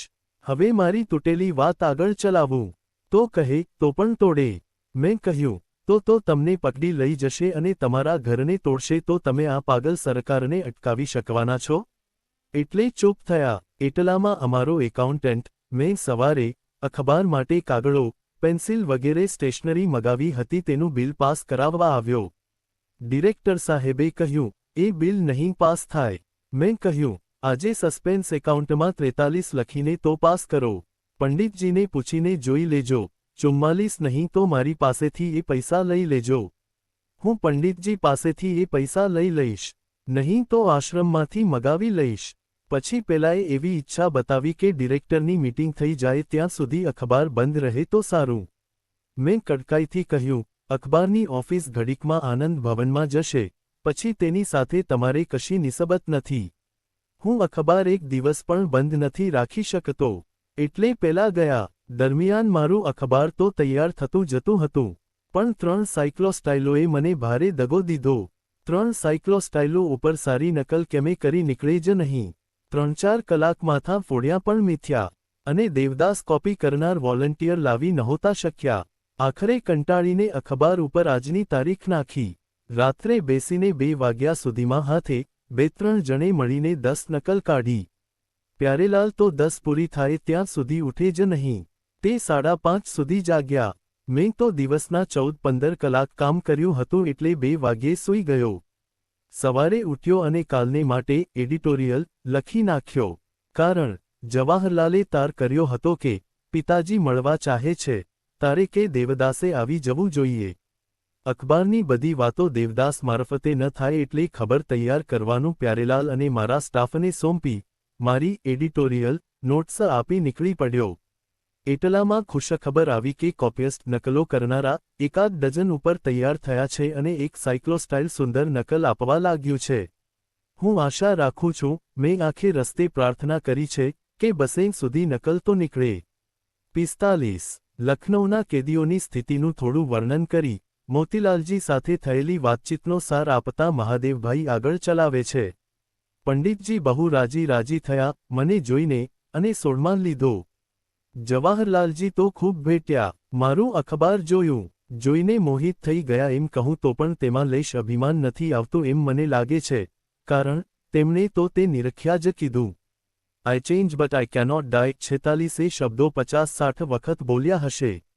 આખું વાંચી ગયા. મને કહે કે આમાં કાંઈ સૂચના કે સુધારો કરવા જેવું નથી. માત્ર એ અખબાર તું જ કાઢે છે, એ કંપની સાથે કશો સંબંધ નથી એમ કાલે એક લીટી લખી નાખજે. પૈસાની વ્યવસ્થા તો તરત જ એમણે કરી દીધી. મને 500નો ચેક તરત આપ્યો અને કહ્યું કે તારે જે ખર્ચ કરવું હોય તે કરજે, પણ છાપું કાઢજે અને જેલમાં ચાલ્યો આવજે કારણ હવે તને નહીં છોડે. મેં કહ્યું, મેં એક નકલ નોકસ કલેક્ટરને અને એક સર હારકોટ બટલરને પણ મોકલી તો છે. મારા બધા પ્રયત્ન છતાં જેલમાં ન જાઉં તો મારા વિધિનો દોષ બીજા કોનો? એકલ અવતરણ ચિહ્ન. પછી અલાહાબાદના બધા ખબર આપ્યા. દેવદાસને મેં અલાહાબાદની શાંતિ માટે અને વ્યવસ્થા માટે કોંગ્રેસમાં 47 નથી આવવા દીધો એ જાણીને પણ ખુશ થયા. પ્યારેલાલને અખબાર માટે આપે મોકલ્યા છે અને હું તાલીમ આપી રહ્યો છું એ જાણી પણ ખુશ થયા અને કહ્યું કે તને ઈશ્વર મતિ આપે તેમ ગાડું હાંકે રાખ. તને ને તારા અખબારને મારા અનેક આશીર્વાદ છે. આથી વધારે આશ્વાસન બીજું શું હોય?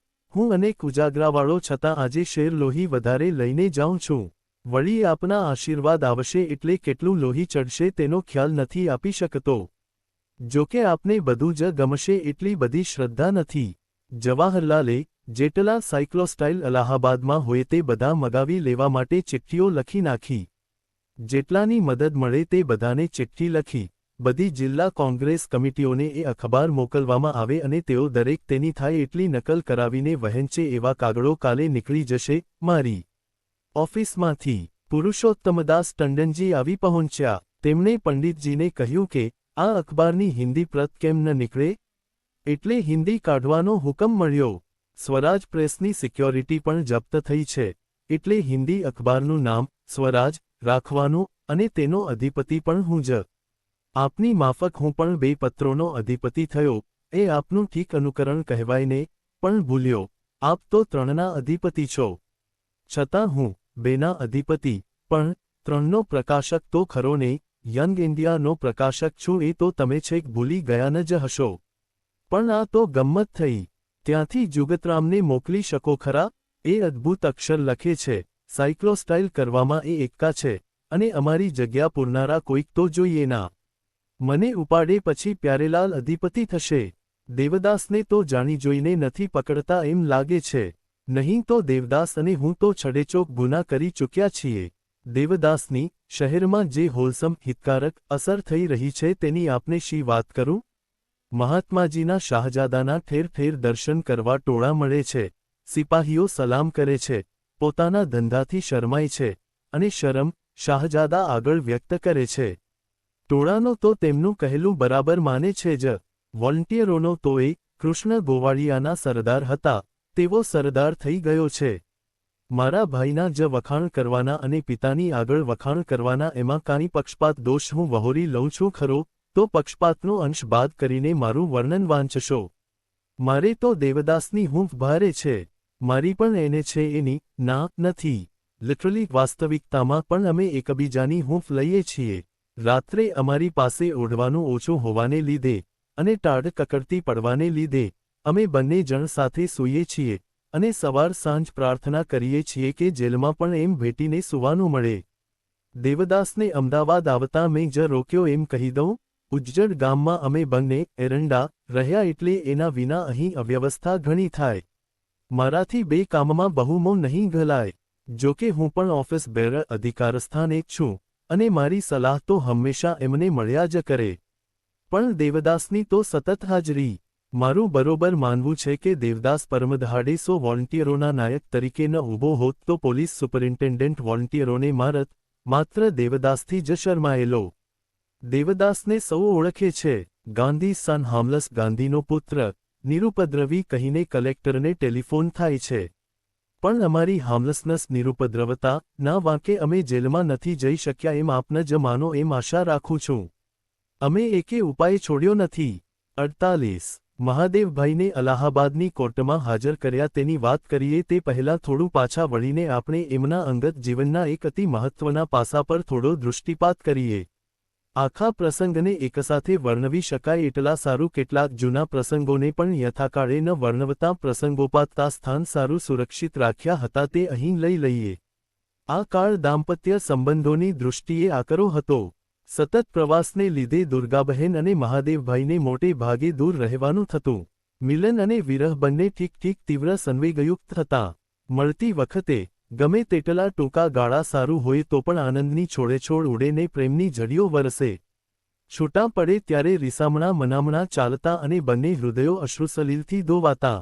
કેટલીક વાર વિષાદની આ લાગણી દુર્ગાબહેનના દૃષ્ટિપથની જોડે જોડે મહાદેવભાઈનો પીછો કરતી અને ઘણી વાર કરુણ તો કોઈક વાર વળી રુદ્ર રસમાં તે પત્રરૂપે પણ પ્રગટ થતી. કોઈક વાર આ અસહ્ય વ્યાકુળતા ઉગ્રરૂપ પણ ધારણ કરતી. એકથી વધારે પ્રસંગે ત્યારે દુર્ગાબહેનને હાથે મહાદેવભાઈના પત્રો ફાટતા. આ કરુણ કટુ પ્રસંગોની સ્મૃતિ આજે તો અભિન્ન હૃદય મિત્ર નરહરી સાથેના કેટલાક પત્રોમાં જળવાયેલી મળે છે.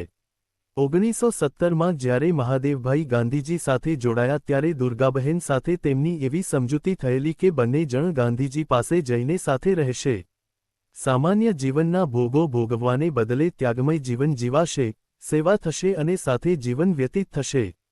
ચંપારણમાં જોડાયા પછી એકાદ અઠવાડિયામાં જ એ વાત સ્પષ્ટ થઈ ગઈ કે સાથે જીવવાની કલ્પના એક સપનું જ બની જવાની હતી. ગાંધીજી મહાદેવભાઈને પોતાની વ્યક્તિગત અને રાજનૈતિક પ્રવૃત્તિમાં જોડવા માગતા હતા, જેને લીધે મહાદેવભાઈ સારું પ્રવાસમાં પણ ગાંધીજી સાથે જોડાવું અનિવાર્ય થઈ ગયું. એકસાથે સ્થિર જીવન જીવવા કરતાં આ વાત સાવ જુદી હતી. દુર્ગાબહેનની સેવા કરવાની પ્રવૃત્તિ અને નિષ્ઠા જોઈને ગાંધીજીને લાગ્યું કે ચંપારણમાં એમણે ઉપાડેલી સ્થિર પ્રવૃત્તિ ચાલુ રહેવી જોઈએ. મહાદેવભાઈથી અલગ રહીને ચંપારણમાં સેવાકાર્ય કરવાનું કામ દુર્ગાબહેનને કદી રૂચ્યું નહોતું.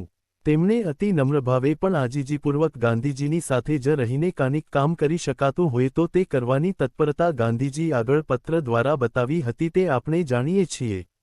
આ પત્ર પછી અનેકવાર ગાંધીજીએ દુર્ગાબહેનને પોતાની પાસે બોલાવવા પ્રયાસ પણ કરેલા, પણ એકથી વધારે વાર કોઈને કોઈ કારણસર દુર્ગાબહેન અને મહાદેવભાઈને લાંબા ગાળા સુધી સાથે રહેવાનું બનતું નહીં.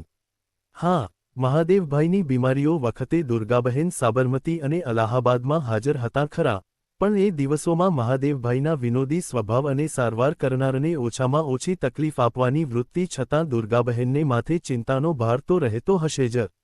યંગ ઇન્ડિયાના કામ અંગે મુંબઈમાં રહેવું પડતું તે દરમિયાન દુર્ગાબહેનને બોલાવી લેવાનો આગ્રહ કેટલાક મિત્રોએ કર્યો હતો.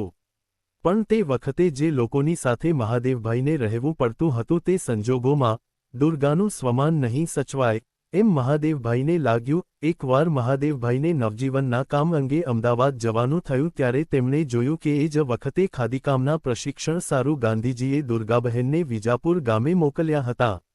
મહાદેવભાઈએ નરહરિભાઈને લખ્યું, અમારા નસીબ અવળા છે એને કોઈ શું કરે? બાપુ હમણાં રોજ મને દુર્ગાને બોલાવવાનું લખ્યા કરતા હતા. આજે રાતે અથવા કાલે સવારે ત્યાં 2 દિવસ આવી જવાનો મેં નિશ્ચય કર્યો હતો. ત્યાં તો દુર્ગાનો અને તમારો કાગળ આવ્યો કે તે આજે વિજાપુર જશે. મને તો એક રીતે આનંદ થયો. ત્યાં તે કામમાં વળગશે અને નવી જગ્યાના વિચારોમાં રોકાશે એટલે મારો વિચાર નહીં કરે. પણ આ તો વિધિની બલિહારીની વાત કરું છું. 49. દુર્ગાબહેન પોતાના વિયોગને સહ્ય બનાવવા અવારનવાર પોતાને પિયર જઈને મા પાસે વિતાવતા.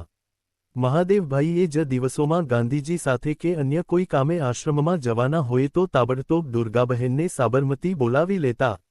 દુર્ગાને આશ્રમમાં પહોંચી જવાનો હુકમ મેં કાઢ્યો છે. રવિવાર સુધીમાં પહોંચી જશે એવું પણ કોઈક વાર લખે. એક વાર મળવાનું આમ વિધિની બલિહારીથી ટળી ગયું હશે ત્યારે વહાલા ભાઈ નરહરિને લખ્યું. દુર્ગાને લાગ્યું તો હશે જ, પણ શું થાય? અમે અહીં કોઈક વાર નવરા હોઈએ ત્યારે ગાઈએ છીએ, ન હઈ કુછ ખા શ ખાને કી, ન હઈ કુછ ખા શ પીને કી, ન મુझको કુછ જરૂરત હઈ, તેરા દીદાર કાફી હઈ. એટલે હાલ તો સ્વાર્થની દૃષ્ટિએ હું પણ એમ ઈચ્છી રહ્યો છું કે દુર્ગા અહીં હોય. પણ એ નહીં બને.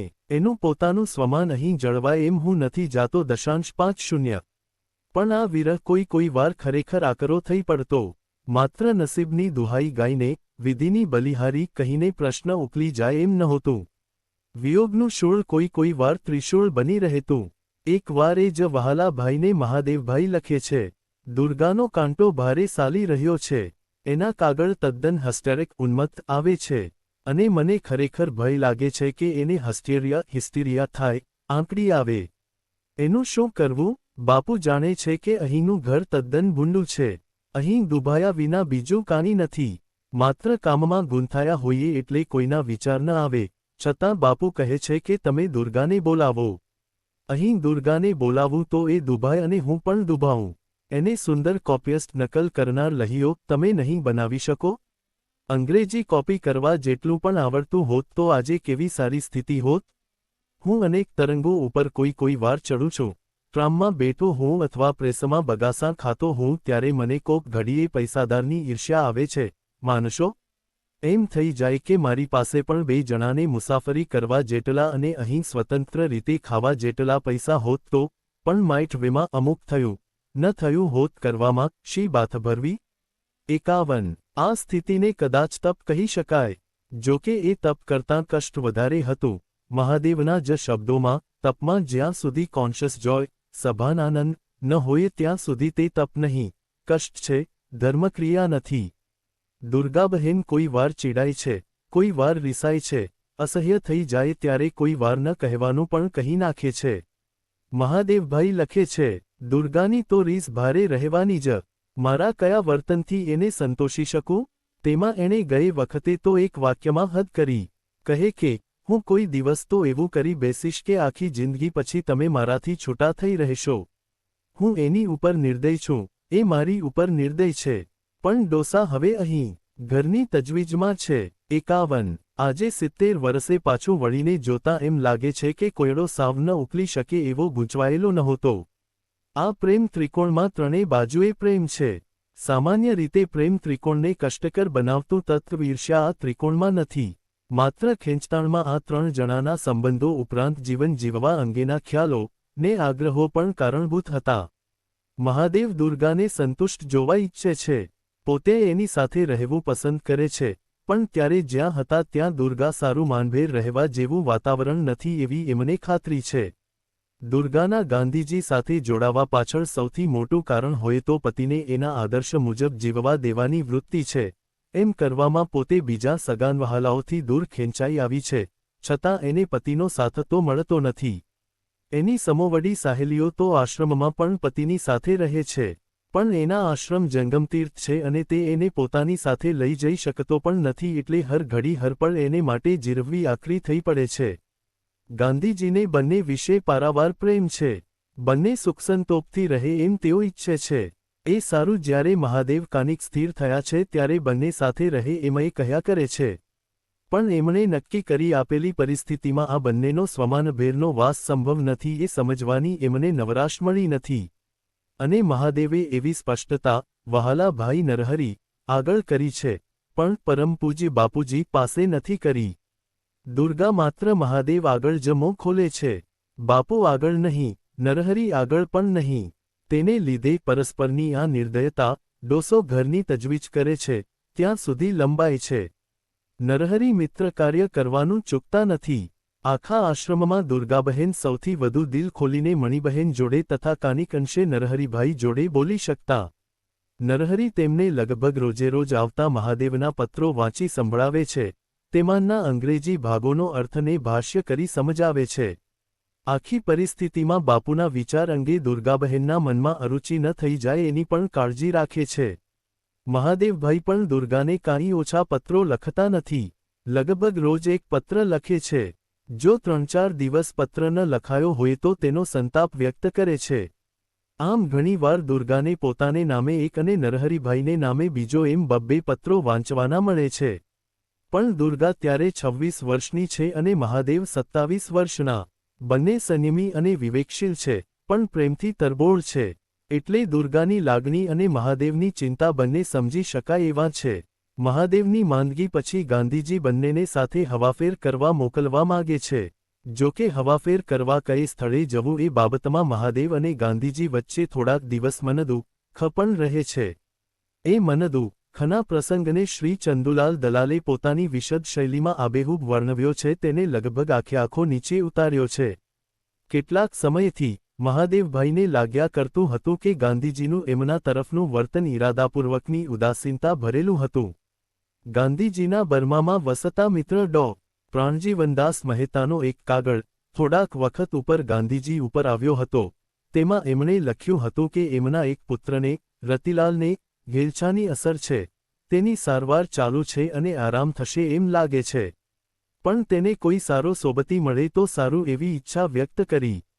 ગાંધીજીએ મહાદેવભાઈનું નામ સૂચવ્યું અને જવાબમાં લખ્યું કે રતિલાલને મહાદેવભાઈને સુખેથી સોંપી શકશો, એના જ્ઞાનનો તો તમને અનુભવ છે. એટલે ગાંધીજીએ મહાદેવભાઈને સૂચના કરી કે હવાફેર માટે એમણે બર્મા જવું અને ડો. પ્રાણજીવનદાસની મહેમાનગીરીનો લાભ લેવો. મહાદેવભાઈને લાગ્યું કે ગાંધીજીના મનમાં એમ હશે કે આમ કરી એમણે ડો. પ્રાણજીવનદાસના પુત્ર માટે સરસ સોબતી આપ્યો અને એમ થતાં એક પંથદો કાજ થાય. ગાંધીજીએ મહાદેવભાઈને રતિલાલ વિશે કાંઈ વાત ન કરી. મહાદેવભાઈ સમક્ષ એમણે જે દલીલ કરી તે તો બીજા જ પ્રકારની હતી. મહાદેવભાઈ સાથે જે વાત થઈ તે કાનિક નીચે પ્રમાણે હતી. ગાંધીજી, ડો. પ્રાણજીવનદાસ હાલ કોઈ હવા ખાવાની ટેકરી ઉપર છે. 52. મહાદેવભાઈ, હવા ખાવાની ટેકરી? ગાંધીજી, હા, ત્યાંથી જ એમનો કાગળ આવ્યો છે. મહાદેવભાઈ આ પત્ર અને સ્થળ વિશે જાણતા હતા. એ સ્થળનું નામ θ53 હતું. એમની માહિતી મુજબ ડો. પ્રાણજીવનદાસ ત્યાં પોતાની ખેતી કરાવતા હતા. એ સ્થળે અતિશય મલેરિયા બારે માસ રહે છે. શિવાભાઈ નામના એક ભાઈ ત્યાં જ માંદા પડેલા અને મરતા મરતા બચ્યા હતા. વળી ડો. પ્રાણજીવનદાસે તો એટલું જ લખ્યું હતું કે ખેતીની તપાસ માટે થીટા આવેલા છે, પણ ગાંધીજીએ તો એ સ્થળને હવા ખાવાની ટેકરી માની લીધી. આ વખતે મુંબઈ આવ્યા પછી ગાંધીજીએ આ વાત પાછી કાઢી. એમણે કિશોરલાલભાઈને કહ્યું, મહાદેવને બર્મા મોકલવા ઈરાદો છે. ડોક્ટર મહેતા સાથે રહેશે. એ ત્યાં એક સુંદર હવા ખાવાની ટેકરી ઉપર છે. કિશોરલાલભાઈએ આ વાત રેવાશંકરભાઈ ચોપનને કરી, તો માલુમ પડ્યું કે ડોક્ટર પ્રાણજીવનદાસ તો કોઈ એવી ટેકરી ઉપર નથી. એ તો ખેતીની તપાસ કરવા જ થીટા ગયા છે. મહાદેવભાઈને ડો. જીવરાજ સાથે વાત થઈ. એમણે કહ્યું, 1.5 મહિના સુધી તો હું તમને બર્મા ન જ જવા દઉં, કારણ તમને જો દરિયાઈ માંદગી લાગુ પડે તો તાવ ઉથલો ખાય એવો સંભવ છે. ડો. આઈસે 55 પણ આવો જ અભિપ્રાય આપ્યો. આ પછી સ્વામી આનંદે પણ આ વાત કાઢી અને ગાંધીજીને સૂચવ્યું કે મહાદેવને સિંહગઢ ન લઈ જાઓ. ગાંધીજી, તેમને માટે બર્મા જ સરસ છે. સિંહગઢ તો મારા જેવા માંદા માટે હોય. મહાદેવ કાની માંદો કહેવાય, એણે તો 20 માઇલ ફરતા થવું જોઈએ. વળી બર્મામાં એ કેટલું નવું જોઈ શકે અને કેટલું ફરી પણ શકે. આમ કહી એમણે મહાદેવભાઈને પૂછ્યું, તમે કાની વિચાર કર્યો? મહાદેવભાઈ, ડોક્ટરોની સલાહ તો વિરુદ્ધ છે. ગાંધીજી, કાનિક તોછડાઈથી ડોક્ટરની સલાહ તો ઠીક. તમારું મન શું કહે છે તે કહો ની. તમારે ન જવું હોય તો કાની નહીં. મહાદેવભાઈ, ડો. પ્રાણજીવનદાસ તો ઇંગ્લેન્ડ જવાના છે, એટલે હું ત્યાં જઈને તેમના સહવાસનો લાભ લઈ શકું નહીં. ગાંધીજી, તેઓ ના હોય તો શું થયું? તો પણ જવામાં હું અડચણ જોતો નથી. તા. 6 થી 3:20 રોજ ગાંધીજી મુંબઈથી ગયા ત્યારે મહાદેવભાઈને વિદાય આપતા એટલું જ કહ્યું, 15 દિવસમાં તો તમે હતા એવા થઈ જશો. મહાદેવભાઈને લાગ્યું કે આ વખતે પણ ગાંધીજીના વર્તનમાં એ જ પ્રકારની ઇરાદાપૂર્વકની ઉદાસીનતા છે અને એમની અને ગાંધીજી વચ્ચે અંતર જરા વધતું જાય છે. તા. 7મીએ મહાદેવભાઈ માથેરાન ગયા. 3 દિવસો સુધી એમણે આ બનાવો વિશે ખૂબ વિચાર કર્યો, ખૂબ મંથન કર્યું. એમને લાગ્યું કે ગાંધીજી અમુક જાતની માનસિક રચનાના ભોગ બન્યા છે. એમનામાં એક વખત અમુક નિશ્ચય કર્યા પછી એને વાજબી ઠરાવવાના આધારો, કારણો શોધવાની વૃત્તિ અને સહનશીલતાનો અભાવ દેખાયા. એમને એમ પણ લાગ્યું એમનાથી વિરુદ્ધ વિચાર કરનારને ગાંધીજી બાહ્ય રીતે ગમે તેટલા સહન કરતા હશે, પણ અંતરમાં તો વિરોધ એમને ડંખ્યા જ કરે છે. સાથે સાથે મહાદેવભાઈએ મનથી નક્કી કર્યું કે આવું અનુમાન બાંધવામાં ઉતાવળ થઈ છે એમ ખાતરી થશે તો એ માફી પણ માગશે. એમણે બીજી એ ગોઠવણ વિચારી રાખી કે ગાંધીજી જો મહાદેવભાઈને પોતાની સાથે પ્રવાસમાં હંમેશ રાખવાના હોય તો દુર્ગાબહેનને પણ સાથે રાખવાની જોગવાઈ કરવી પડશે. તેથી દર વર્ષે અમુક દિવસો રજા લેવી. આવી માગણીથી પોતાની કિંમત ઓછી અંકાય તો તેની પરવા ન રાખવી. માથેરાનથી તા. 10મીએ ઉપર જણાવેલા પ્રસંગ વિશેનો સવિસ્તર અહેવાલ તથા પોતાની ઉપર જે છાપ પડી, જે વિચારો આવ્યા, ભવિષ્ય સંબંધી જે ગોઠવણો વિચારી રાખી, તે બધું નરહરિભાઈને લખી મોકલ્યું. કિશોરલાલભાઈ તો મુંબઈ જ હતા. નરહરિભાઈએ આ પત્ર તેમને વંચાવ્યો હશે. એ રાત્રે કિશોરલાલભાઈએ એક કાગળ નરહરિભાઈને લખ્યો. એમ લાગે છે કે કિશોરલાલભાઈને પણ લાગ્યું હતું કે મહાદેવભાઈએ તા. 10મીએ નરહરિભાઈને જે કાગળ લખ્યો હતો તેમાં મહાદેવભાઈ ઉપર ગાંધીજીના વર્તનથી જે છાપ પડી હતી તે અકારણ નહોતી. માથેરાનનું રોકાણ મહાદેવભાઈ માટે બહુ લાભદાયક નીવડ્યું. આવ્યે 4 દિવસ થયા હતા તો પણ એમને લાગ્યું કે જાણે 2-3 વર્ષથી કોઈ આરામ જ મળ્યો નથી. હવાપાણી સરસ હતા અને સહવાસ પણ સરસ હતો. લલ્લુભાઈ એમની બહુ સંભાળ રાખતા અને મહાદેવભાઈ મોટી માંદગીમાંથી હમણાં જ ઉઠ્યા છે, એટલે એમને કંઈ તકલીફ ન પડે એ માટે એ બહુ કાળજી રાખતા. એમની સાથે હળવી હળવી વાતો કરે, રમતો રમે, પોતાના અનુભવો કહે અને કામનું તો કાંઈ દબાણ જ નહીં. ગાંધીજીથી છૂટા પડ્યા પછી મહાદેવભાઈએ એમને કાગળ લખ્યો નહીં, પણ તા. 10મીએ ગાંધીજીએ જ એમને લખ્યું, હું ન લખું એટલે તમારાથી પણ ન લખાય એવો કાયદો માથેરાનમાં ઘડાયો લાગે છે. તમારી તબિયત ત્યાં સરસ રહેવી જ જોઈએ. આ પત્ર 11મીએ મળ્યો હશે. આ દિવસોમાં મહાદેવભાઈએ ખૂબ ચિક્કાર કર્યું પણ 10મીએ કાગળ લખ્યા પછી ઠંડા પડી વિચાર કરવાનો સમય મળ્યો. બધું વાગોળવા માંડ્યું. ગાંધીજી વિશે જે અભિપ્રાયો બાંધ્યા હતા તે બાંધવામાં ઉતાવળ, અન્યાય તો નહીં થયો હોય? ત્યાં તો ગાંધીજીનો કાગળ આવ્યો. એ વાંચતા ઉકળાટ શાંત પડ્યો. બધું વિચારતા જુદી જ દૃષ્ટિએ બધું જોવા લાગ્યા. 5:6 આ પ્રસંગમાં ગાંધીજીએ મહાદેવભાઈને ન્યાય કર્યો જણાતો નથી, પણ મહાદેવભાઈની ભક્તિ અને ગાંધીજીના પ્રેમના પ્રવાહમાં એવા મનદુઃખ તો ક્યાંય તણાઈ જતા. નરહરિભાઈએ એકવાર મહાદેવભાઈને સારા સમાચાર આપ્યા, દુર્ગા મજામાં છે. અમે રોજ રાતે હિન્દ સ્વરાજ વાંચીએ છીએ. ટીકા સાથે. મણી 57 અને દુર્ગા બંને સ્વદેશી વ્રત લેવા ઘડી ઘડીમાં તૈયાર થઈ જાય છે. પરંતુ ઘરના માણસોને અમુક પ્રસંગે નાખુશ કરવા પડે તે સવાલનો નિર્ણય તેમના હૃદયમાંથી હજી તેમને મળ્યો નથી. હું કહું છું કે ત્યાં સુધી તમે વ્રત ન લો, પણ તમારા વિલાયતી કપડાની ગાંસડી બાંધી સ્વદેશી તો પહેરવા જ માંડો. 58 આમ નરહરી એક સાચા મિત્ર તરીકે એક બાજુ મહાદેવને દુર્ગાના સમાચાર આપી તેમની ચિંતા ઓછી કરવા માગતા હતા તો બીજી તરફ દુર્ગાબહેન અને મણિબહેન બંનેને ગાંધીજીના આદર્શો ઘૂંટી ઘૂંટીને પાવા માગતા હતા. નરહરીના પત્રથી રાજી થઈ મહાદેવ લખે છે, તમે દુર્ગાની સરસ સેવા કરી રહ્યા છો. આશ્રમને કાણી મારી ફરજમાંથી કોઈ રીતે મુક્તિ નથી મળતી પણ એ પણ મારું અદૃષ્ટ હશે. 59 આશરે 2-2.5 માસ દુર્ગાબહેન અલાહાબાદમાં મહાદેવભાઈ સાથે રહી શક્યા હશે. એ દરમિયાન મહાદેવભાઈએ માંદગી પણ ભોગવેલી. બંને જણે વચ્ચે 6 દિવસ વારાણસી જઈને હવાફેર કરેલો. થોડીક ફુરસદ મળે ત્યારે મહાદેવભાઈ દુર્ગાબહેનને લઈને પ્રયાગ ફરવા પણ જતા. કોઈક વાર સાથે બેસીને કશુંક સત સાહિત્ય વાંચતા પણ ખરા. દુર્ગાબહેનના આ દિવસો ખૂબ આનંદોલ્લાસના વીત્યા. ઘરથી બહાર લગભગ બધી રીતરસમોમાં જ્યાં ફેર હતો તેવે ઠેકાણે રહેવાનું એટલે ગોઠવાવાની જે અગવડો આવે તે આવી હશે. પણ શ્રીમતી જોસેફ ખૂબ બહાદુર અને મળતાવડા હતા. એમણે દુર્ગાબહેનને ઠીક સ્નેહ આપ્યો. નહેરુ કુટુંબ સાથે પણ દુર્ગાબહેનને ઘરોબો બંધાયો. સાત્વિક આનંદમય દાંપત્યના ભાગીદાર ગાંધીજીને બનાવ્યા વિના કેમ ચાલે? એ કાળે લખેલ એક પત્રના કેટલાક અંશ. એક વાત આપને ગમે એવી મેં અનાયાસે કરવા માંડી છે. સવારે ગાડીમાં ક્યાંક શાંત સ્થળે જઈને 15 મિનિટથી અડધો કલાક ફરવાનું રાખ્યું છે. એક દિવસ રસ્તેથી પાછા ફરતાં ગાડીમાં જ ભારે થાક અનુભવ્યો. ટંડનજીનું ઘર રસ્તામાં આવતું હતું ત્યાં ઉતર્યો અને થાકીને લોથ થઈને પડ્યો.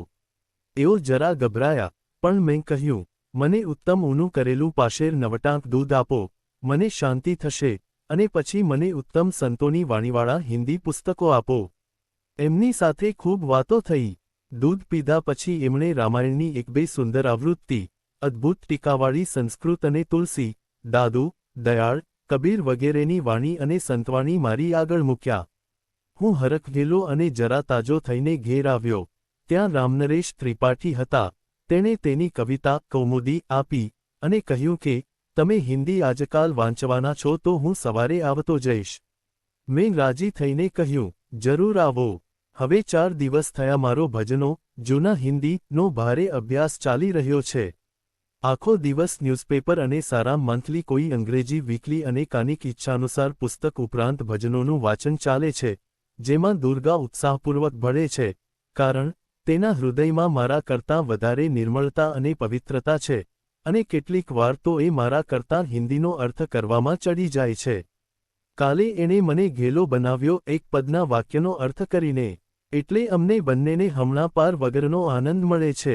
તેમાં સવારે રામનરેશજી આવે, તે અઘરાં વાક્યો, વચનો, શબ્દો સમજાવે એટલે આગલા દહાડાનું પાકું થાય, અને હું મારો એક નાનો હિન્દી કોશ પણ તૈયાર કરતો જાઉં છું. જે ઉપાસના હિન્દીની હું કરી રહ્યો છું તે જોઈને આપનું મન રીઝ્યા વિના રહે નહીં. બીજું પ્રોફેન એટલે સેક્રેડ નહીં, ધાર્મિકેતર સાહિત્ય પણ વાંચું, કેવળ ભાષાની દૃષ્ટિથી, અને આપ જરૂર રાજી થશો. આપના આત્માને હું રાજી કરી રહ્યો છું એમ મને પગલે પગલે લાગે છે. આ કથામાં એક રસિક પ્રકરણ બાકી રહી ગયું. કાલે મોટરમાં હું અને દુર્ગા જમનાજી ઉપરના એક રમ્ય સ્થળ ઉપર હવા લેવા ગયા હતા. અંધારું થયું હતું. દૃશ્ય અવર્ણનીય હતું. આ પત્રમાં તો વર્ણન ન જ કરું, અને ચંદ્રનો ઝાંખો પ્રકાશ મારી ઝાંખી આંખને તેજ આપી રહ્યો હતો. દુર્ગા ન હતી વાંચી શકતી. એની તો અમારા ભોગના અંતના રોગને પરિણામે એક આંખ પણ હંમેશ માટે બગડી છે. ચશ્માની જરૂર છે એમ ડોક્ટરે કહ્યું પણ બળદની અંધારી મેં બાંધી છે, અને એને શું બંધાવવી એમ કરીને અમે ડોક્ટરનું ન માનેલું. પણ એ ઝાંખા પ્રકાશમાં હું નાનક વાંચતો હતો. તેમાં કેટલાંક તમારો આત્મા ક એવા પદ આવ્યા. તેમાંના 2-3 કટકા આપી દઉં. નરસિંહ મહેતા પ્રભાતનો મહિમા આમ ગાઈ રહ્યા છે. રાત રહે જ્યારે પાછલી ઘટ ઘડી સાધુ પુરુષને સૂઈ ન રહેવું. નિદ્રાને પરહરી સમરવા શ્રીહરિ એકતું એમ કહેવું. જોગ્યા હોય તેણે જોગ સંભાળવા, ભોગ્યા હોય તેણે ભોગ તજવા. પણ નાનકે તો પ્રભાતનો મહિમા વધારે કવિત્વથી ગાયો છે. એ હું વાંચતો હતો ત્યારે આપ મને હરેક ઘડી યાદ આવતા હતા. આ રહ્યું તે પદ, જીત બેલે અમૃત બરસે, જીયા હવે દાતી. 3 બેલે તું ઉઠી બહુ ચીર પહેરે પિછલી રાતી. જે વેળાએ અમૃત વરસે છે અને જે ધન્ય વેળાએ જીવમાં અનેરું ચેતન, તકવા આવે છે, તે ધન્ય પહોરે પાછલી રાતના ચોથા પહોરે તું ઉઠ. ઉઠીને શું કરે? તેના જવાબમાં અદ્ભુત રીતે બોલે છે, ઈસ દમ મૈનું કિબે ભરોસા. आया आया न आया आया, या संसार रइंदा सपना, कहीं दिखा कहीं नहीं दिखाया, सोच विचार कर मत मन में, जिसने ढूंढा उसने पाया, नानक भक्तन के पद परए, निसदीन रामचरण चिमलाया, केवुं अद्भुत छे। મોતીલાલજીને મળીને આવ્યા પછી બીજા દિવસના એ સારું મહાદેવભાઈએ જે અગ્રલેખ લખ્યો તે ધકધકતો હતો.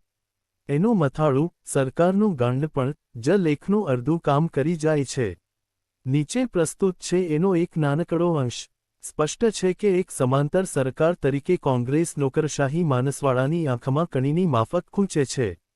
રોજ એને માલુમ પડે છે કે સત્તા પોતાના હાથમાંથી સરી જઈ કોંગ્રેસીઓના હાથમાં જાય છે.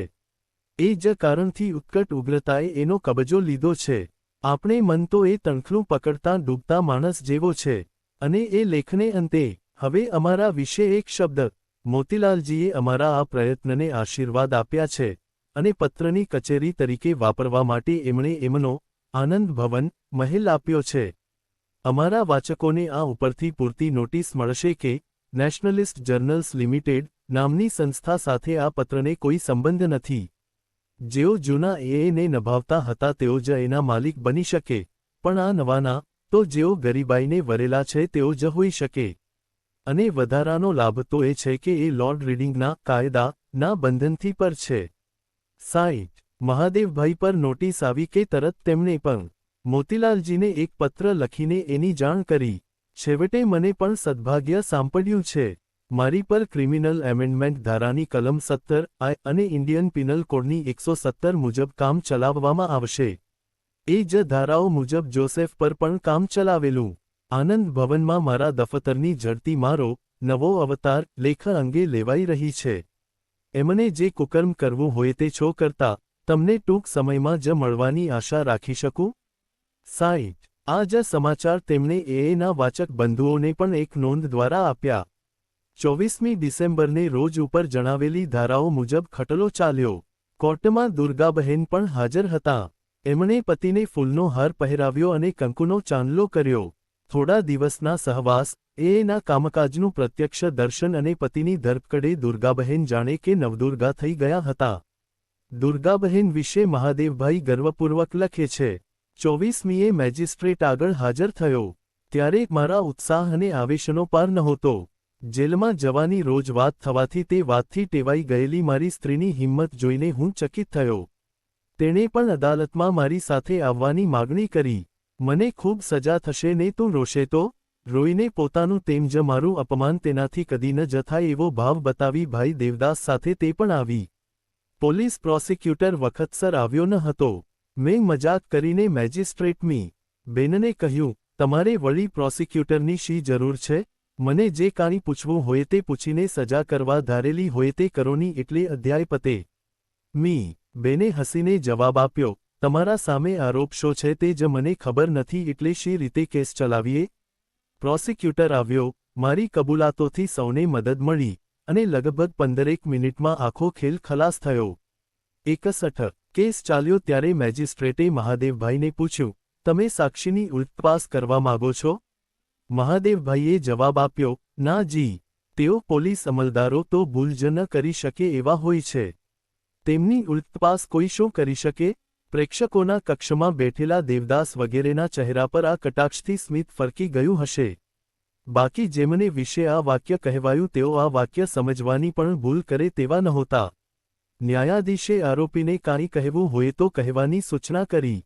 મહાદેવભાઈએ નીચેનું નિવેદન કર્યું. સાફ વાત એ છે કે આપણી વચ્ચે યુદ્ધ ચાલી રહ્યું છે. હું એક યુદ્ધના કેદી તરીકે આજે તમારી સમક્ષ ઊભો છું. જો અમે, એટલે અસહકારીઓ, તમારી માફક પશુબળના પૂજારી હોત તો હું બેધડક કહું છું તમે અગર તો તમારામાંના કેટલાક આ યુદ્ધમાં આજે અમારા પણ કેદી હોત. પરંતુ ન કરે નારાયણ કે કોઈ પણ મનુષ્યને અમે યુદ્ધના કેદી તરીકે પકડીએ અને તેમ કરી અમે અમારા સર્જનહારના ગુનેગાર થઈએ. મારી અગાઉ ગયેલા મારા સાથીઓની માફક જ હું પણ તમને મદદ જ કરવાનો છું. તમારા ઉપર ઉપકાર કરવાને ખાતર નહીં પણ મને જેલમાં જવાનું મળે એટલા માટે. અમે તો સૌ બળવાખોર છીએ અને ભારે અજબ વાત તો એ છે કે તમારા કોઈ પણ કાયદાને નહીં માન્ય રાખવાના મુખ્ય ગુના માટે અમારા ઉપર મુકદ્દમો નહીં ચલાવતા, આવા નાના નજીવા ગુનાઓ આગળ કરી અમને પકડવાના તમે ફાંફા મારી રહ્યા છો. હું તમારા ક્રિમિનલ લો એમેન્ડમેન્ટ એક્ટને માન્ય નથી રાખતો. એટલું જ નહીં પણ governor general of India in કાઉન્સિલના નહીં રદ થયેલા જાલિમ કાયદાઓમાંના એકને પણ માન્ય નથી રાખતો. એટલે હું તો તમે ભારેમાં ભારે જે સજા ફરમાવવી તમારા હાથમાં હોય તેને બરદાસ્ત કરવા અહીં સજ્જ ઊભો છું. મને ભય માત્ર એટલો જ છે કે ચાહે તેવા દોજખની ઊંડી ખાઈમાં તમે અમને નાખો, તથાપિ તમારી સામેની અમારી જબરદસ્ત બંડની વૃત્તિને તમે અમારામાંથી કાઢી શકવાના નથી, યા તો તમારા સડી ગયેલા રાજ્યતંત્ર પ્રત્યે વફાદાર રહેવાનો દંભ પણ અમારામાં લાવી શકવાના નથી. અને બાદશાહની કોઈને કોઈ જેલના પરોણા તરીકે તમે મને સ્વીકારો તે પહેલા ઉપકારનો એક શબ્દ મારે કહેવાનો છે. આજે હું છુટકારાની એક લાંબી હાશ સાથે જેલમાં પ્રયાણ કરીશ. સરકારના કૃત્યોની સચ્ચાઈપૂર્વક અને છતાં દ્વેષરહિત રહી ટીકા કરવાની કઠણ ફરજમાંથી હું છૂટીશ. એ શક્તિ તો કેવળ મારા મુર્શિદે ગુરુએ જ સાધી છે. ખરેખર હું સરકારનો આભારી છું કે હવે મારે રોજ ઉઠીને મારામાં રહેલી અધમ વૃત્તિઓ સાથે એ બધા યુદ્ધ ચલાવવાનું નહીં રહે. હું એટલા માટે પણ આભારી છું કે તમારા જેલના નિયમો જો કરવા દેશે તો અહીં કરું છું તેના કરતાં સારા કામો કરવામાં, દાખલા તરીકે કાંતવામાં, ત્યાં હું મારો વખત ગાળીશ. અને તમારા ચાહે તેટલા નિયમો હશે છતાં મારામાં જે કાંઈ ભક્તિભાવ છે તે વડે મારા સર્જનહારનું ચિક્કાર તો હું ત્યાં કરીશ જ કરીશ. હું તમારો ઉપકાર માનું છું. 62. સજા તે જ દિવસે ફરમાવવામાં આવી. સજા ફરમાવતા પહેલા મેજિસ્ટ્રેટે કહ્યું, તમારે કશો બચાવ કરવાનો છે કે કેમ એ તો હું પૂછવું જ ભૂલી ગયો. મહાદેવભાઈએ કહ્યું, આ પ્રશ્ન પૂછવાનું કશું પ્રયોજન છે કે કેમ જ હું જાણતો નથી. એટલે મેજિસ્ટ્રેટે ચોખવટ કરી, એ તો માત્ર મારે પૂછવું જોઈએ માટે પૂછ્યું છે. મારે મારી ફરજ બજાવવી જોઈએ. મેજિસ્ટ્રેટે 1 વર્ષની જેલ અને 100 રૂપિયાનો દંડ અને દંડ ન ભરે તો 1 માસ વધારાની સજા કરીને પોતાની ફરજ બજાવી. આમ પત્રકારત્વમાં પ્રવેશનું પ્રકરણ જેલવાસથી પરિપૂર્ણ થયું. એક પત્રકાર તરીકે મહાદેવભાઈએ પછીના વર્ષોમાં પોતાનું ઘણું ગજું કાઢ્યું, પણ યંગ ઇન્ડિયા, નવજીવન અને એએના શરૂઆતના દિવસોમાં કામ કરવાની તકે તેમને સારું પત્રકારત્વની તાલીમના પાયારૂપ બની રહી. ઠેઠ 1918માં જ એક બીજા રિપોર્ટરની કચાશ જોઈને ગાંધીજીએ કહેલું, આવી રીતે રિપોર્ટ લખાતા હશે? રિપોર્ટ તો એવા થાય કે એક દિવસના રિપોર્ટને બીજા દિવસ સાથે સંબંધ, બીજાને ત્રીજા દિવસ સાથે સંબંધ અને બધા વાંચી જઈએ તો તેમાંથી આખો ઇતિહાસ નીકળી આવે. હું નામ ભૂલી ગયો પણ ઘણું કરીને તેનું નામ રસેલ હતું. તેણે પેકિંગની ચડાઈના રિપોર્ટમાં એવો તો તાદૃશ ચિતાર આપ્યો હતો કે સૌ દિંગ થઈ ગયેલા. એડવિન આર્નલ્ડે Japan by land at sea કરીને કાગળો લખ્યા છે. તે પણ કેટલા સુંદર. પછી મહાદેવને ઉદ્દેશીને કહ્યું, તમે કાંઈ રસેલ કે આર્નલ્ડ ન થઈ શકો એમ માનવાનું કારણ નથી. એ લોકો કાંઈ શરૂઆતથી એવી શક્તિ લઈને નહીં આવેલા, પ્રયત્ને જ થયેલા. 63. પાછળથી મહાદેવભાઈના રિપોર્ટોને આધારે લોકોએ ઇતિહાસ લખ્યા ત્યારે ગાંધીજીની મહાદેવભાઈ વિશેની શ્રદ્ધા કેટલી સાચી હતી તે પુરવાર થયું હતું. ગાંધીજી અને મહાદેવભાઈએ જે પત્રકારત્વ ચલાવ્યું તેણે આપણા દેશના પત્રકારત્વે ત્યાર સુધી જે કેટલાંક મૂલ્યો સ્થાપ્યા હતા તેને પુષ્ટ કર્યા અને કેટલાંક નવા મૂલ્યો પ્રસ્થાપિત કર્યા. ઓછામાં ઓછા ખર્ચે કાઢવામાં આવેલી પત્રિકા પાછળ પણ જે સત્ય અહિંસાનું તપોબળ હોય તો તે મહાન સામ્રાજ્યને પણ હચમચાવવામાં સફળ નીવડે છે એ વાત પણ એનાથી સિદ્ધ થઈ. એ છાપું શરૂ થયું ત્યારે મહાદેવભાઈ એમાં જોડાયા તેનાથી મહિનાઓ પહેલાં જ ગાંધીજીએ એને સારું જે સંદેશ પાઠવ્યો હતો તેમાં ગાંધી પ્રસ્થાપિત પત્રકારિતાના મૂલ્યોના બીજ જોવા મળે છે. તમારા પત્રનું જે નામ તમે પસંદ કર્યું છે તે નામને લાયક તેની અંદરના લખાણો હોય એવી હું બહુ આશા રાખું છું. હું વધુ આશા એ પણ રાખું છું કે પૂરા સ્વાતંત્ર્યની સાથે તમારા લેખોમાં એટલા જ પ્રમાણમાં આત્મયમ તથા સત્યનું કડક પાલન થશે. ઘણી વખત આપણા પત્રોમાં, બીજાઓમાં પણ એવું હોય છે, હકીકતને બદલે કલ્પના અને સંગીન દલીલને બદલે ઉભરા જોવામાં આવે છે. મેં જે ત્રુટીઓ તરફ તમારું ધ્યાન ખેંચ્યું છે તે ટાળીને તમારા પત્રને દેશમાં એક શક્તિ અને લોકકેળવણીનું સાધન બનાવશો. 64. આ ગાંધી પત્રોએ સત્યનિષ્ઠાનો ચીલો પાડ્યો. લખાણોમાં અતિશયોક્તિ કે અતિરંજન એ સારી પત્રકારિતાને શોભે નહીં. સારી પત્રકારિતા તો સત્યથી જ શોભે એ મૂલ્ય દેશમાં પ્રસ્થાપિત થયું. જ્યારે સત્ય પ્રગટ થાય ત્યારે એ આકરું હોઈ શકે, પણ તેની અભિવ્યક્તિમાં દ્વેષ, ઈર્ષા, તિરસ્કાર, વૈરભાવ ન હોવા જોઈએ એ બીજું મૂલ્ય પણ આ પત્રોએ પ્રચલિત કર્યું. સત્યને શોધનાર પોતાની વાતનું જ મમત ન રાખે, પણ સામા પક્ષની વાતને પણ સમજવા પ્રયત્ન કરે, એના વિચારને પોતા તરફ કાંઈ વિકૃત રૂપ આપ્યા વિના જેમનું તેમ પ્રગટ કરે, પછી જરૂર હોય તો એનો સમુચિત ઉત્તર આપે. સાચી પત્રકારિતા અને ભય બેઉ સાથે ચાલી શકે જ નહીં. એ વાત તો આ પત્રોને લીધે બીજા અનેક છાપાનોએ પણ માન્ય રાખી. ભાષાનો સંયમ એ છાપાઓમાં પણ કેળવવા જેવો ગુણ છે એ લોકોને આ પત્રોથી સમજાયું. એની ભાષામાં અશ્લીલતા, અશિષ્ટતા કે અસભ્યતાને સ્થાન જ ન હોય એનો પણ આ પત્રોએ દાખલો પૂરો પાડ્યો. સત્યને જ્ઞાનનો સદ્ધર આધાર પણ જોઈએ. સમાચાર કે વિચારના મૂળમાં કેવી રીતે જવું, તેની તુલના દુનિયામાં બીજા સ્રોતો સાથે કરતાં તે સમાચાર કે વિચાર ક્યાં અને કેવા લાગે છે, એ પણ આ પત્રો દ્વારા પ્રગટ થયું. જલિયાંવાલા બાગકાંડનો ઉલ્લેખ કરતી વખતે સી.એફ. એન્ડ્રુઝે એની સરખામણી ગ્લેન્કોકાંડ સાથે કરી. મહાદેવભાઈએ તરત સ્કોટલેન્ડના ગ્લેન્કોનો 17મી સદીનો ઇતિહાસ વાચકો આગળ રજૂ કરીને આ બે કાંડ કેવા સમાન હતા તે બતાવ્યું. જલિયાંવાલા બાગ અંગે તપાસ કરનારી પ્રજાકીય કમિટીએ બહાર પાડેલી વિગતો જાણ્યા પછી તેમને એમ લાગ્યું કે આ કાંડ તો ગ્લેન્કોને પણ સારો કહેવડાવે તેવો હતો. તેમણે ડાયરીમાં નોંધ્યું. મી. એન્ડ્રુઝે જલિયાંવાલા બાગની કતલને ગ્લેન્કોની કતલની સાથે સરખાવી ત્યારે તરત મેં તો યંગ ઇન્ડિયામાં ગ્લેન્કોની કતલનું વર્ણન પ્રગટ કર્યું. મી. એન્ડ્રુઝના મનમાં જલિયાંવાલાના ઘાતકીપણા વિશે કેટલી ધૃણા હશે તે દર્શાવવા માટે જ મેં એ છાપ્યું.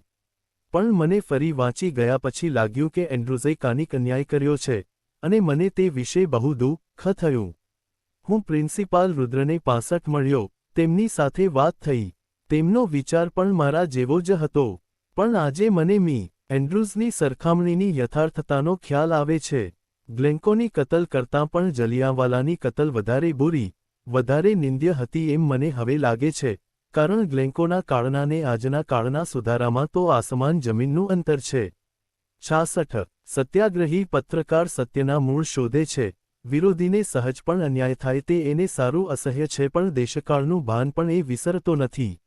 એક સામ્રાજ્યના દમનની સામે પત્રકારિતાની લડતના નમૂનાઓ તો આ પત્રોએ ડગલે ને પગલે પૂરા પાડ્યા. તેમાંય એનો હસ્તલિખિત અંક કાઢીને તો મહાદેવભાઈએ આપણા દેશની પત્રકારિતામાં આડો આંક વાળ્યો. આ હસ્તલિખિત પત્રિકા ભૂગર્ભમાં પ્રગટ થનાર ફરફરિયા જેવી નહોતી. તે તો જપ્ત થયેલા પ્રેસને ન ગણકારનારી, પોતાનું નામઠામ સર્વ જાહેર કરીને જે કાંઈ જોખમ આવે તે વહોરી લેનારી નિર્ભય સત્યાગ્રહી પત્રિકા હતી. આ પત્રોમાં કોઈ પણ પ્રકારની જાહેર ખબરો ન સ્વીકારીને પણ એક નવી ભાત પાડવામાં આવી. આવા અનેક નાના મોટા લક્ષણોને લીધે આ પત્રોએ આપણા દેશને પત્રકારત્વને સમૃદ્ધ, સંગીન અને સ્વસ્થ બનાવ્યું. મહાદેવભાઈ દેશના પત્રકારત્વમાં બહુમૂલ્ય ફાળો આપી શક્યા એનું રહસ્ય એ હતું કે તેઓ આ કાર્યને ધર્મ સમજીને, પોતાનું નમ્ર કર્તવ્ય સમજીને કરતા હતા. એમ તો પત્રકારિતા તેમનો વ્યવસાય નહોતો. એમણે જેટલું લખાણ કર્યું એના કરતાં વધુ લખાણ કરનાર પત્રકારો આપણને મળી આવશે. રિસર્ચ કરનારાઓ એમનાથી ઊંડાણમાં જનારા પણ મળી આવશે. પણ એ પત્રકારિતામાં આવી મૂલ્ય પ્રતિષ્ઠા ભાગ્યે જ સાંપડે. જ્યારે એક કામ વ્યવસાય મટી ધર્મ બની જાય છે ત્યારે તેમાં ગુણાત્મક પરિવર્તન આવે છે. મહાદેવભાઈનું પત્રકારત્વ તેવા ગુણાત્મક પ્રદાનનું ઉદાહરણ હતું. નોંધ 1. મો. ક. ગાંધી એન.ઓ. આવૃત્તિ 6 પ્રૂ. 388-89 ર. એજન. પ્રૂ. 636. 3. Way diary 4, 5, 8. 4. ગ. મા. નાંદુરકર. એન પત્રો 4 પ્રૂ. 5. પ. મુંબઈના એક આગેવાન કાર્યકર્તા, ગાંધીજીના ભાણેજ અને મહાદેવભાઈના સમવયસ્ક મિત્ર. 6. ગાંધી સ્મારક સંગ્રહાલય સાબરમતીના હસ્તલિખિત પત્રસંગ્રહમાંથી. 7. ચંદુલાલ ભ. દલાલ, સ્વ. મહાદેવ દેસાઈ કો. પ્રૂ. 60. 8. એનું મૂળ નામ નવજીવન એન સત્ય હતું. 9. શ્રી છગનલાલ ખુશાલચંદ ગાંધીના પત્ની અને પ્રભુદાસ તેમજ કૃષ્ણદાસના મા. 10. શ્રી કિશોરલાલ ગલદાસ મશરૂવાડાના પત્ની.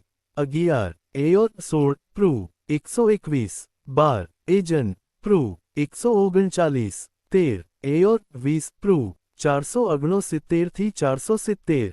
14. એજન. પ્રૂ. 470. 15. એજન. પ્રૂ. 481. 16. આચાર્ય કૃપાલાની. 17. પંડિત મોતીલાલ નહેરુ. 18. સંગ. મહાદેવ દેસાઈ એવે. 19. ગાંધીજી મહાદેવભાઈને જે કાગળો લખતા તેમાં સંબોધનને સ્થાને અત્યાર સુધી ભાઈ શ્રી મહાદેવ લખતા એની સામે ફરિયાદ છે. 20. માનસિક વૃત્તિ.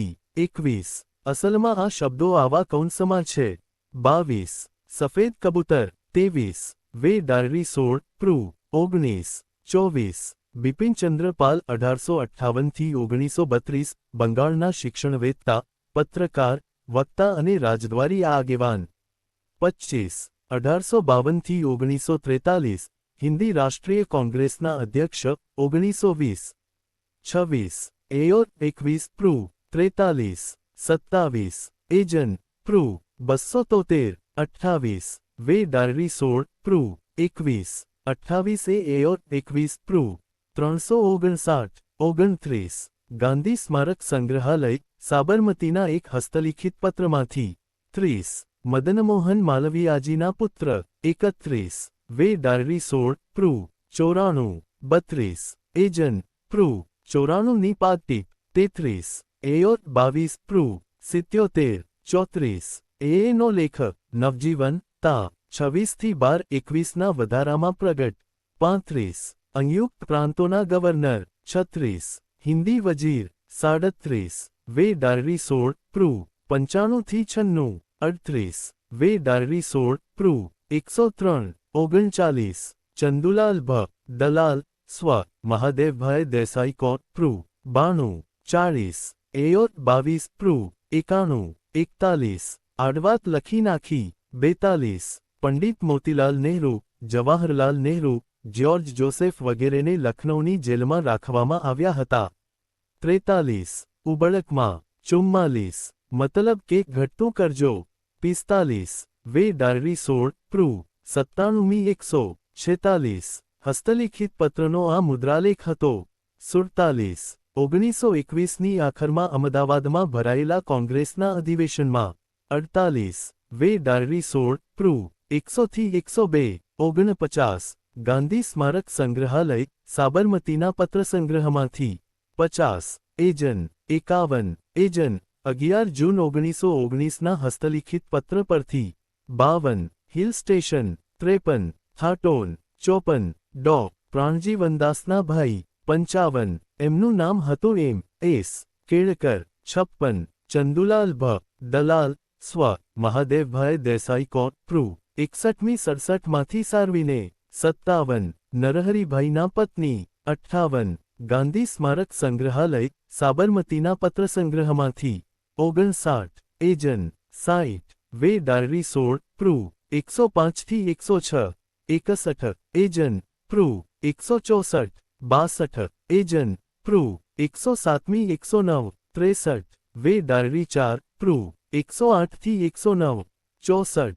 Way diary 5 પ્રૂ. 16થી 17. 65. દિલ્હીની સેન્ટ સ્ટીવન્સ કોલેજના પ્રિન્સિપાલ જે એન્ડ્રુઝના ઘનિષ્ઠ મિત્ર હતા. 66. Way diary 5 પ્રૂ. 431. ઓ તેજો. અવ વીર્ય. એન. ઓ સહો. યજુર્વેદ. 19થી 9. તું તેજરૂપ છે, મને તેજ આપ. તું વીર્યરૂપ છે, મને વીર્યવાન બનાવ. તું બળરૂપ છે, મને બળવાન બનાવ. તું પુણ્ય પ્રકોપ છે, મને પુણ્ય પ્રકોપ આપ. તું સહિષ્ણુ છે, મને સહિષ્ણુતા આપ. યજુર્વેદ. 19થી 9. વાસના જખન વિપુલ. એન. ઓ પવિત્ર. O N. રુદ્ર. ઓ. રવિન્દ્રનાથ. કામક્રોધના આકરા તુફાન આંધળા કરી ભૂલાવે ભાન.